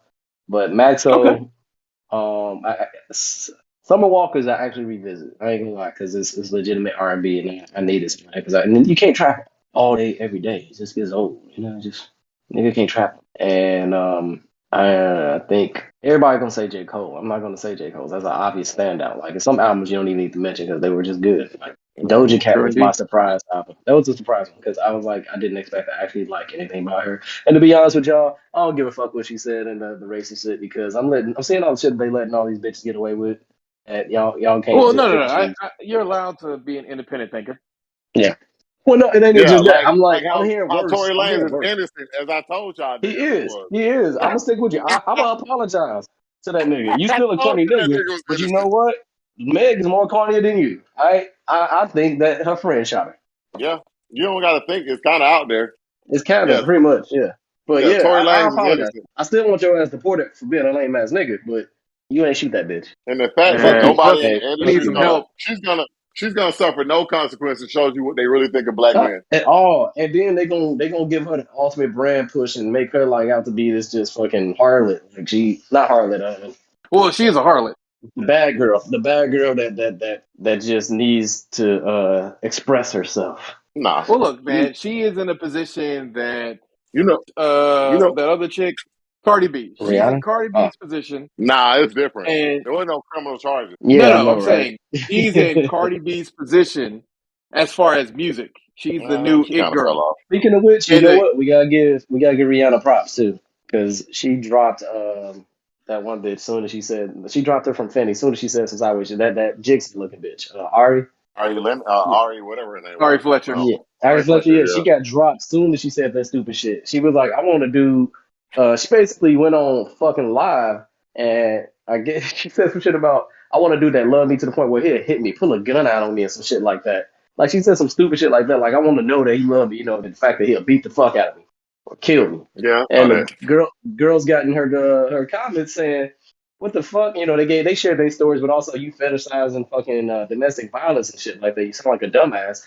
She went on her fucking live again. It was like, y'all bitches, I don't want to hear your stories. I don't care. I don't give a fuck. Like, and not realizing you signed to one of the most popular domestic violence cases ever. Like, dumbass. I'm happy they dropped her. I'm tired of these dumb bitches again. That's why I said I don't even get mad at Doja Cat for what she said. At least she put out good fucking music and she ain't got bitches locked up in the basement nowhere. Damn, nigga, you sound very coonish right now. God damn. God damn, Reed. What the fuck? Shit, man. You still hit. You still hit. Shit. You hit. I mean, Admit it. Admit it. cool. No, I don't really like her. I don't even think she's attractive. Doja? Yeah, I don't think she's Damn. attractive at all. Who you like? Azalea Banks or something? Who's that? Who the hell is that? You don't like you saw you went to the Azalea Banks cup of tea? Bitches with no eyebrows and no booty? Music last year, I would just tell you overall, I was disappointed due to the It fact wasn't very all you good. niggas was locked up for a pandemic, and y'all came out with no classics. I know y'all None. thinking J. Cole album is a classic, but can you honestly say that's J. Cole top 3 album? It wasn't a classic. It was just a good album. And No, I didn't really have nothing that I really loved. I like J. Cole's. Even all these re-releases of Juice WRLD's music, there was no, nothing I don't like crazy. that. I don't They're like gonna that. keep riding Juice WRLD's poor little corpse out as far as they can. His mom was out of line with that shit, talking about people stealing his music and shit. Like, if you really care about his music, you wouldn't care about how it got out there. You just want to get out there. She took the money. I think it was all people. His The music being fire, on burn, burn, SoundCloud. burn, burn. It was being on True. SoundCloud. That's what it was. Like, think about her and think about Triple X Tentacion's mom. But she ain't come out here on no shit like that. She just want people to hear that nigga's music. Yeah, she just wants them to hear everything that he has left to record. Yeah, That's going to be in a suitable place. She's not trying to give y'all every single demo tape that y'all want. right. Like Juice WRLD mom literally only care about the money. Bro, Very much so. I sat down and watched that Juice WRLD documentary, and the amount of drugs he was doing, and everybody else around him was doing drugs. They let this nigga kill himself, and I know Facts. how he died wasn't related to it, but if y'all watch that documentary, man, it's kind of sad as fuck. The way he Like it's died was really related. You said it sad. wasn't related No, to it? no, no, no, no, no. No, no, He's saying that the people around him were putting him in a position to where he would think that he was going to be able to take all those drugs to hide them would be a smart idea because of how many Oh, drugs they were doing in a given yeah. time. Like Well, everyone around bro, him you was watch being a that yes shit, he man. always popping perks or doing some shit. I'm like, what let's. the fuck is wrong with this nigga? I want to Like when that shout out. nigga says he was on drugs, that nigga was an addict, bro. Oh Like yeah, it was he's sad. No, and no, no, no, no. Watch that documentary on HBO Max, bro. It is so fucking sad. Like it is like nigga, I was like, what the fuck, I bro? give props to Trippie Redd too though after that incident because he literally like stopped pushing, perpetuating it, and taking it. Like he even has a regular skin tone color now. He came out and said like that shit ain't cool no more lean, no more pills, and nothing. That's fucked up. After he died, and he stuck to it. True, unlike most people. It was Yeah, so sad watching that shit, bro. I was like, they just watching this nigga kill himself. Either it's gonna be one way or the other. But he making music and we get to spend money. But it was right. so No, sad. that's literally it. That's how they do it, man. They're like, But hey, man, not he's nobody. making nobody what? Oh, you were just saying it. I was saying nobody's realizing that he's the breadwinner. Like, why are you letting the money kill itself? He It dies, the was, money stops. yeah, and it was well, the money ain't stopped because Juice WRLD got some avid fans. Yeah. Yeah, that was Hey, crazy. Anyway, getting back to music. So you what gave about yours? 2. No, you gave all 3? Yeah. I gave mine. Reed was getting his. Nah, I ain't have Huh. anything. He said Like everybody from trash. Donda to Except for yeah, everybody was not no classics. If there was a classic and it was there. underground, that probably exists. But overall, I Is don't have that anything. your barometer though? Are you only looking for classics, not just something that you will revisit? After the pandemic and they all these niggas sit by themselves in studios and shit, no parties and shit, we should have got a classic out of somebody. But Like you did. You got way too sexy. Exactly. I'm too All right. sexy. it was I'm classic. too sexy. But I You haven't got way I'm listened to that too. too song. sexy. I haven't listened to that song since I liked it. I ain't gonna lie, it don't hit the same. Like I listen to that music. song every time I go in the gym. You know what? I take it Every back. single time. I take it back. I give it to Young Dolph because I went back and listened to all this shit. Yeah, after he passed, like it was like this nigga had bangers. Dumb and Dumber 2 came out this year, right? Or was that last year? Yeah, Okay, it was this year. it was this Dumb and year. Number 2. Yeah, yeah.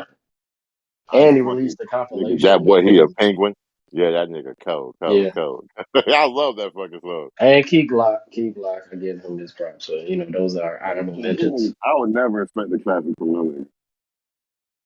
I expect something Mm, I like to listen a to. banger. I Not mean, I expect. like the song. Like he has some songs, not a whole album though. Yeah. All right. So nothing from Reed. For me, I think my number 1 would be Conchi's Benbow Crescent. I thought that was really fun, really nice. It's just, the new wave, the new kids doing the stuff that they do. I like the fact that half of his songs are also named after stuff that I care about, like Usopp, Totoro, Zoro, Sanji, Nyx, Murray slash Kami, StockX, Buff, Double, all those things, just really nice to see someone who's Jamaican American. Well, I guess he's really just Jamaican. No, he's Jamaican American. He got a US passport. Jamaican American doing his thing and doing the new kind of rap as everyone say. And My trash. No, he makes enjoyable music.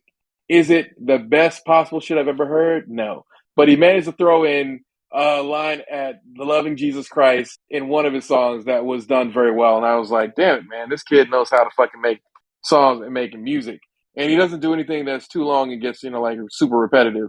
For my old heads, Mick Jenkins' Elephant in the Room is probably the best album that came out this year. But that's like real rap as people would define it.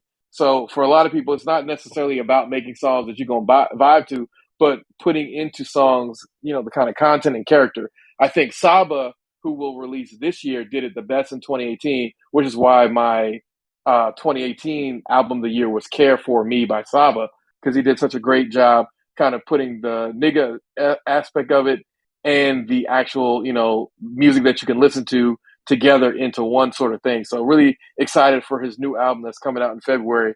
But Elephant in the Room was really good. Easiest way to tell if you like this album is just listen to the first track, The Valley of the Shadow of Death. If you like it, you're going to like the rest of the album. If you don't, then it's not for you. And it's okay. Who, I mean, who had the song of the year to you? sorry, one more, and that would be I actually was going to go with Summer Walker / J. Oh, you got Cole three. My bad. for my number 3 Uh, because I think the big thing for this year is that I think J. Cole made a better mainstream album than anyone else. But at the same time, Summer Walker had a more relatable, I can play this multiple times album. Although, going back to what you were just asking me, my song of the year is Pride is the Devil.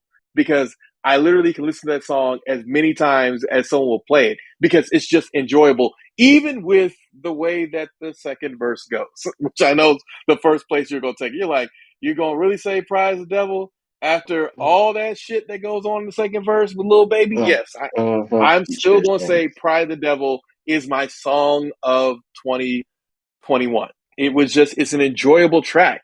It's got, lyrics that actually mean something, but at a cadence that's catchy enough for people to be able to enjoy. And I think so many people are kind of going on and off about, whether we can have enjoyable music or not. Like, I mean, I do love Praise God by Kanye West. I think that's a really good banger. But I also enjoyed the other Donda song that was pretty darn good as well. But they're not something that I will listen to time and time again. It's something that I listen to once and maybe not hear it again for another week or two. And that song would be Hurricane because it just, it was nice to see it actually being released. Off Grid is really nice, but there's only so many times you can hear Kanye West say, we all agree. Oh my God. Don't do it. What's funny is I was just thinking it sucks that I'll never be able to say ever again that I like something by Kanye West that isn't a pair of shoes. I don't necessarily say that because I think in whatever Donda 2 becomes, because anytime that Kanye said he's going to make a second version of any album, it never comes out. So that means he's probably closing off this aspect of who he is.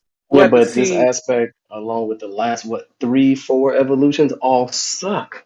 They all look, man, suck. you don't enjoy them. The Life of Pablo isn't a 4. I'm talking about Kid See Ghost and what all that shit that came out. Look, man, I love Kid See Ghost. And Yeezy or Ye, the Ye album. I'll give you Ye. I thought Jesus King was actually pretty good. I listened to it once and I was like, oh, the beats are almost there.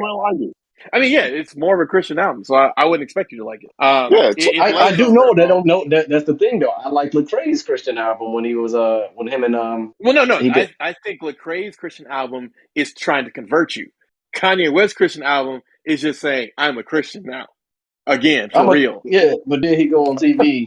That's the thing that kills me. You won't cuss in the music, but you'll fucking cuss and say all the most wildest shit in the fucking interviews.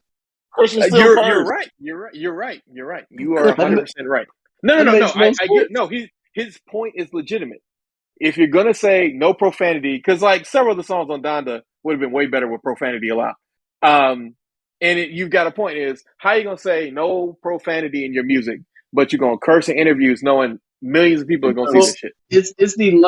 When you watch an interview, when you watch an interview, how many times do you watch an interview? I mean, that's pretty much all I watched Kanye West's interview like twice. But you got a point. How many times are you actually going to watch it? Yeah, how many? Well, no, it ain't the fact of that. I'm talking about everything that he went on to talk on, like, or he speaks on. Granted, that Drink Champs was a unique experience, but he goes and he talks all the shit he said he ain't gonna put in the music, the sacrilegious stuff and all that. He talks that. That's the only reason I said that's bullshit because you keep pushing. He's not a fucking apostle. He's still a human being. I'm not saying you. No. He's not saying he's not allowed to stray. What he's saying is it's cognitive dissonance when you say you're only making Christian music, you're only putting out Christian music, but then you go on an interview and you talk shit about Drake and all these other people and because music affects you more than an interview. You're gonna listen to music. All right, but no, in this age, day and era where we have access to these interviews on YouTube, people are watching the YouTube interviews as much as they're listening to the music. It's streaming. It's streaming. You got to think about how often. I would slightly disagree with that, but I think for Kanye West, what you're saying is right. Yes, that's what I'm talking about. For the Kanye West is, for the people on that tier, when he does something, then you got to think about it. I'm not just talking about the views on YouTube. Think about the views that leak off other sites and then all the social media clips and all that. People who are listening to that, they're fucking these retarded ass kids now. They're fucking soaking that shit up like he is a fucking messiah. And he's saying the shit. That's why I'm saying, I ain't saying you can't do that. It's the fact that, nigga, and we know it's Kanye West. He condescends. He does all that stupid shit. But the fact that you're saying it here, but then you won't say it over here. But, nigga, your words should represent what the fuck you're rapping, because your rapping is your words. Not what anybody does. So why would you expect that to him?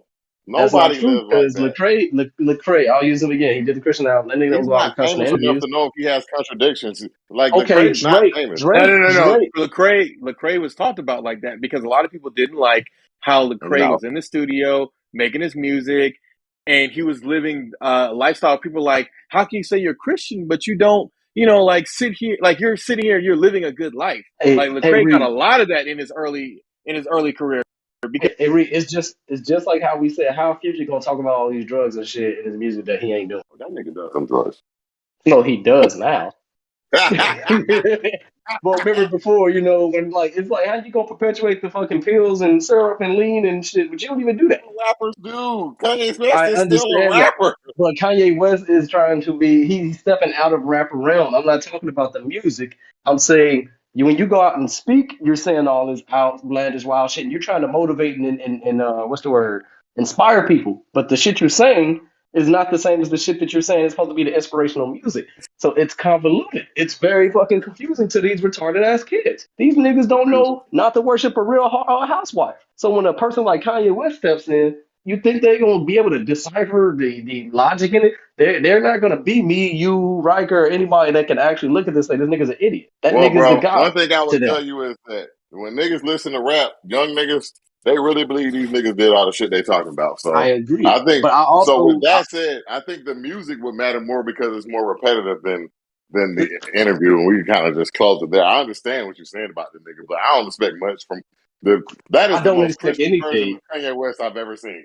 I So don't I'm telling expect you. Well, no, anything. no, I think that's a good point. I think that's a good point on both sides to end that out. I'm going to skip this week in music because I don't want to make this too long because we already got two controversial topics that are going to come out. So first and foremost, Fresh and Fit had Asian Doll on their podcast. Now I will admit she was rude, and that did trigger Myron. So 1 point for Myron and Fresh and Fit. But we need to take it a step back and look at it from his point of view. In fact, no, forget that. Don't women all the time complain that men don't listen or hear them when they have something to say? So didn't she do the same thing to Fresh and Fit that women are always complaining that men do to them? So 2 points for Fresh and Fit. But either way it goes, she was rude, but he got a little too offended. So 1 to Asian Doll because as a man, don't argue with women. So 1 for Asian Doll, 2 for Fresh and Fit.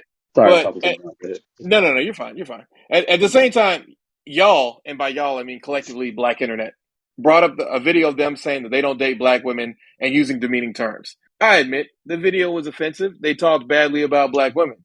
But so what? Like, y'all really gonna focus on some shit that they said before when y'all already didn't like Fresh and Fit to begin with? It's not like y'all went into it be like, Fresh and Fit are eligible bachelors and ooh, any girl would be happy to have them. Like, y'all were super Them lame ass niggas disliking it. anyway. Exactly. You knew they were simps to begin with, so y'all didn't like them to begin with. So don't bring up a video of them saying they don't like Black women.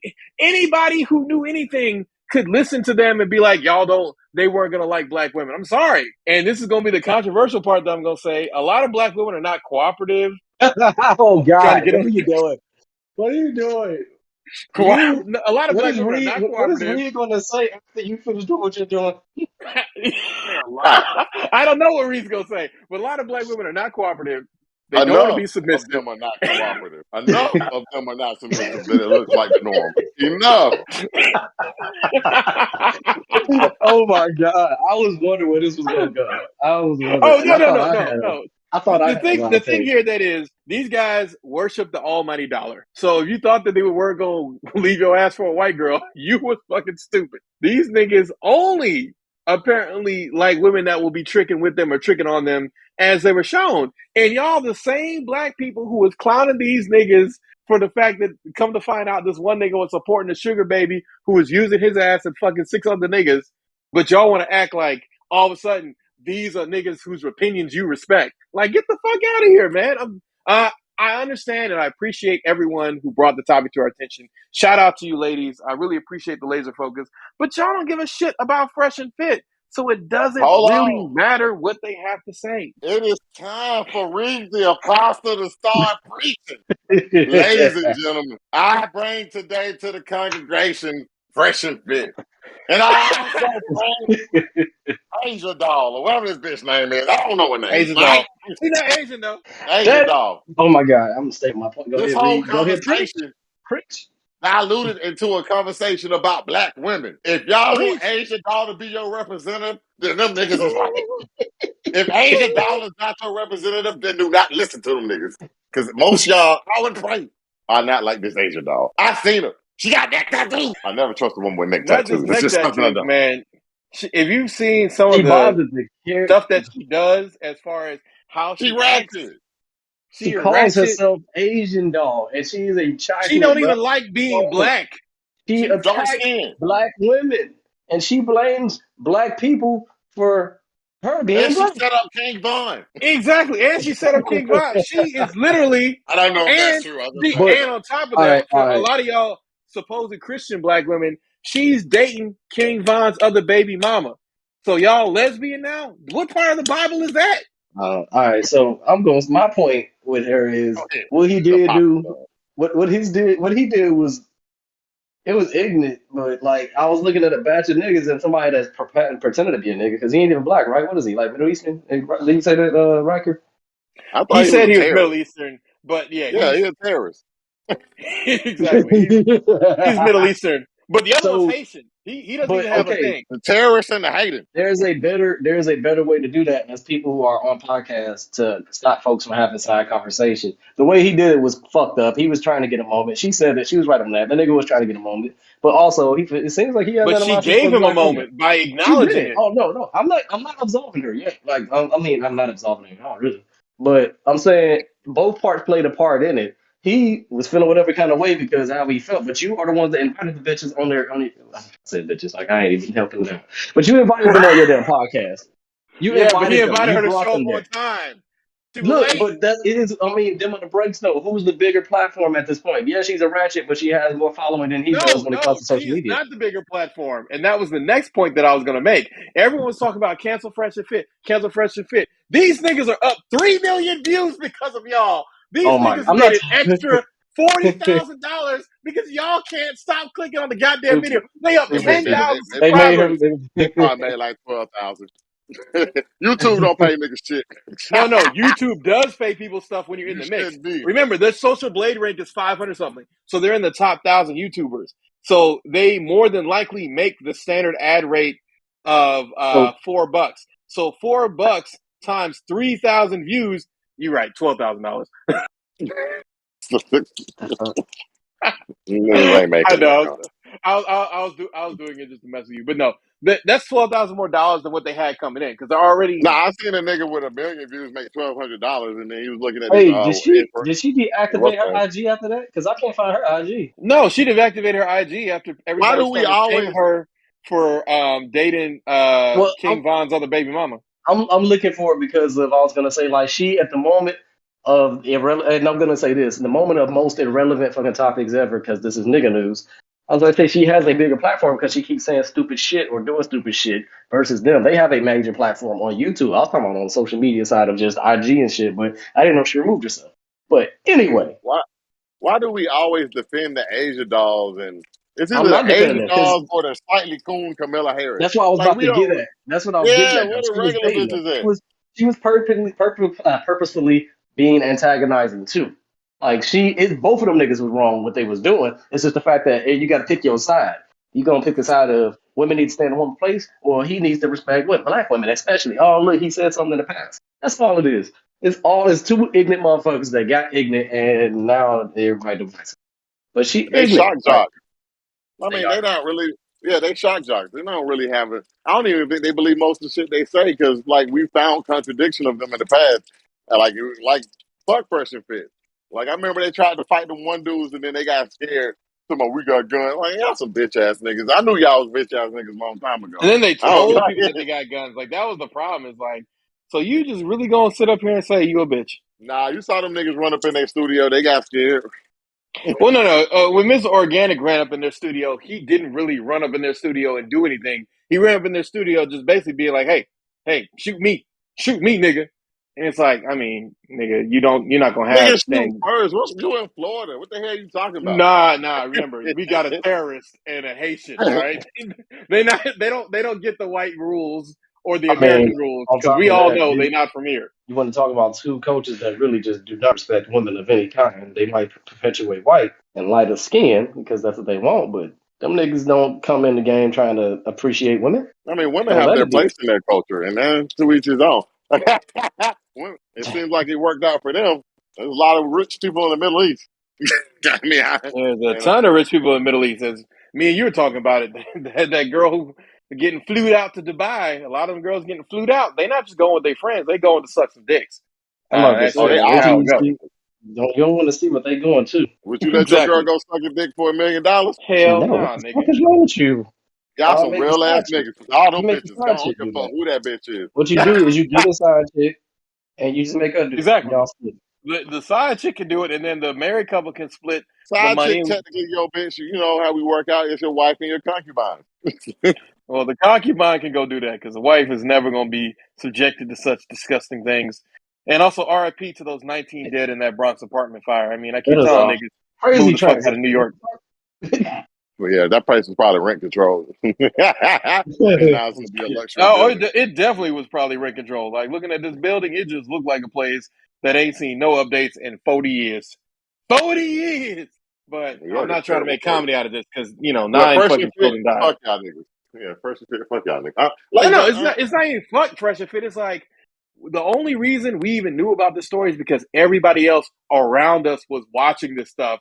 Everyone kept making videos, Put another power in. like the people that that they beef with, Ab and Preach. Ab and Preach made a video about the whole thing. They're like, Asian Doll's not right, but you know, you knew who these niggas are, and that was the point. That was like, thank you. Like Ab and Preach told y'all, you knew who these niggas are. Like you didn't go. Asia Doll didn't go on here because she doesn't need some additional clout. All right, she went on there because of the clout that these niggas are doing, and because she wanted to be able to promote her brand or her song or anything else. Because that's why I don't women even know go what on she Fresh and does at Fit. this point. And ain't she an unsuccessful stripper rapper? Yeah, she's an unsuccessful stripper rapper. She's Summer Walker, but minus the walk. She has a lot And not going for her. and for the sake of, continuity, no, we ain't bashing her because she's a woman or a black woman like that. That woman has her history of coming at women. She made, especially when she was talking about how only light skinned women were the ones making fun of her because she was dark skinned and said shit and she was talking to women. She talks down to women more than the men y'all accuse of talking down to women. It's just the fact that we got these two fuck niggas that was talking down to her and then it became, like you You said, remember when public. she made the tweet 23 hours ago talking about Antonio Brown, and then she had a backpedal saying that it was clearly a joke? Yeah, Yeah. y'all choose the worst people to be like, he should have talked to Asian Doll like that. No, Asian Doll knew how these niggas talk and still decided to go onto this goddamn podcast. So Asian Doll is an adult. Let her defend herself. But Stop but standing in the also gap for the also worst of us. that nigga knew he had invited Asian Doll to the podcast. I don't know what I you mean, was yeah, but expecting. Asian Doll is ratchet. But again, they've had a lot of ratchets on the podcast. I mean, they're not no jumper where they've had ratchets who actually take their clothes off, but they're not exactly too many steps away from that because a lot of their little simps would pay for that and would pay for that privilege. I think everybody involved was just a bunch of suck ass people. That's about it. I mean, I'm not saying that you're wrong, bro. I am not Oh, saying that I you're know. wrong.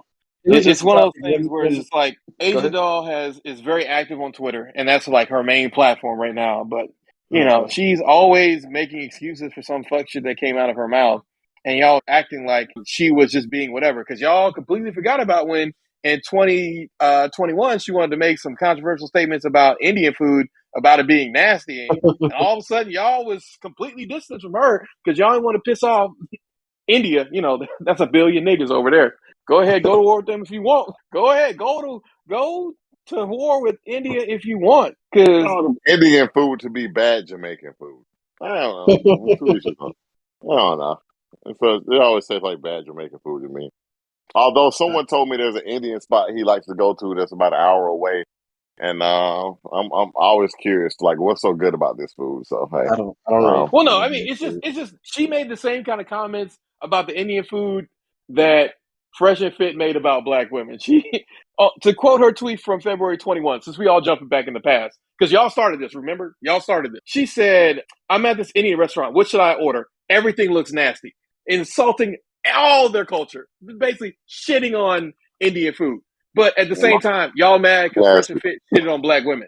Like again, I'm just saying, the same way we were talking about at the beginning of the podcast, cognitive dissonance. You can't be like, this is my Shiro, but then be like, it doesn't matter what she said in the past. If it mattered what Fresh and Fit said, it matters all the dumbass times that Asian Doll or Asian Debrat, because you're not, fuck it. Black girl who wants to be Asian, because you're not Asian. That is a strong culture that you're not part of and never will be. Once She again, always says this dumb is shit. black women defending the monolith, and we're done with the monolith over here with black men because Right, because Tory Lanez it's not ain't shoot true. that bitch. Oh, okay, I'm sorry. I just bringing I that mean, back you're up not since we wrong. talking about them. Yeah, but we're talking about them bitches. I'm with the ring. I mean, remember, she also endorsed Trump in 2020, but black women forget so quick. They forget so quick. Right. They forget so Yeah, bro, quick what we their endorsed hero was Trump doing. in 20.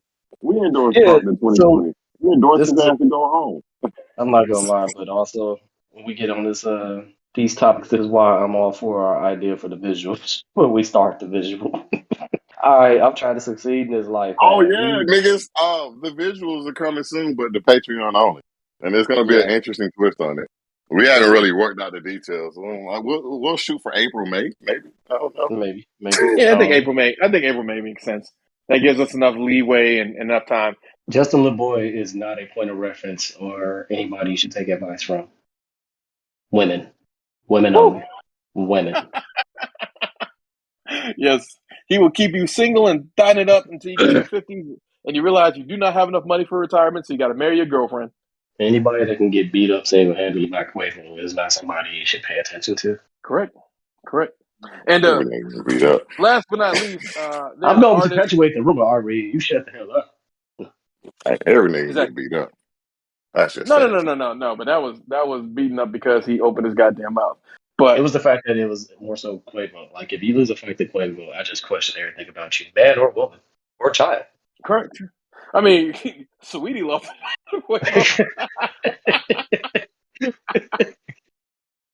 I just had to stop Ari Shit. from saying something positive about Quavo. And he didn't realize it, but you was about to say something positive about him. And I can't let you do that. I love and respect you too much for that.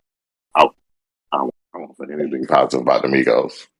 Thank you. I appreciate it. Oh shit! What was funny is that sorry to take it back, but Asian Doll is accused of cultural appropriation because she basically stole an Indian dress after saying she doesn't eat Indian food in the same goddamn year.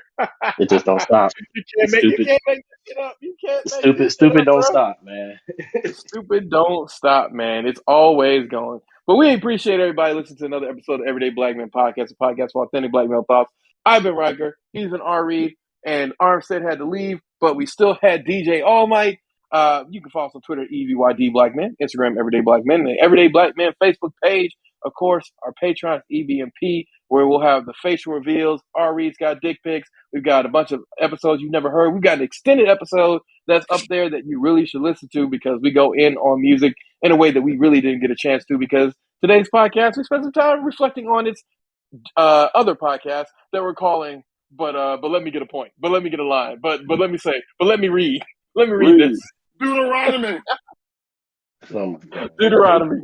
I was trying to tell them like, yo, y'all might be right, but the way y'all teach, like y'all just spewing. You know what I mean? Like that's not Well, how that's the people thing learn. about it. Is like you can teach people, but you gotta work on the approach. And Right, we'll the just see. delivery. We'll just see how the delivery goes. And it's probably the podcast where we had the zero profanity. I think. That podcast for the kids. So I'll be I able to think mark that podcast as not being explicit.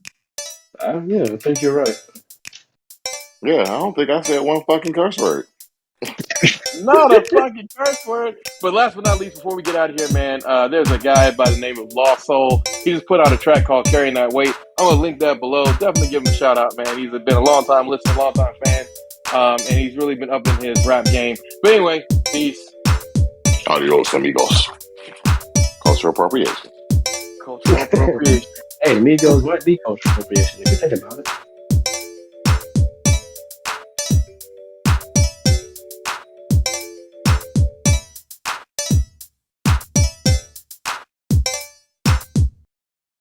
Hi, I'm Flo from Progressive. Being a baseball fanatic like me can be stressful. It's not all sports points and touchdowns. So Progressive is going to help you take your mind off your team for a moment. Instead of thinking about how they missed that goal point score, think about the Name Your Price tool from Progressive letting you choose coverage options based on your budget. Unlike your team that missed the end zone net area. Well, anyway, hope this distraction about Progressive's Name Your Price tool was helpful. It sure kept me from thinking about all those penalty balls. Yay, sports! Progressive Casualty Insurance Company and affiliates. Price and coverage match limited by state law.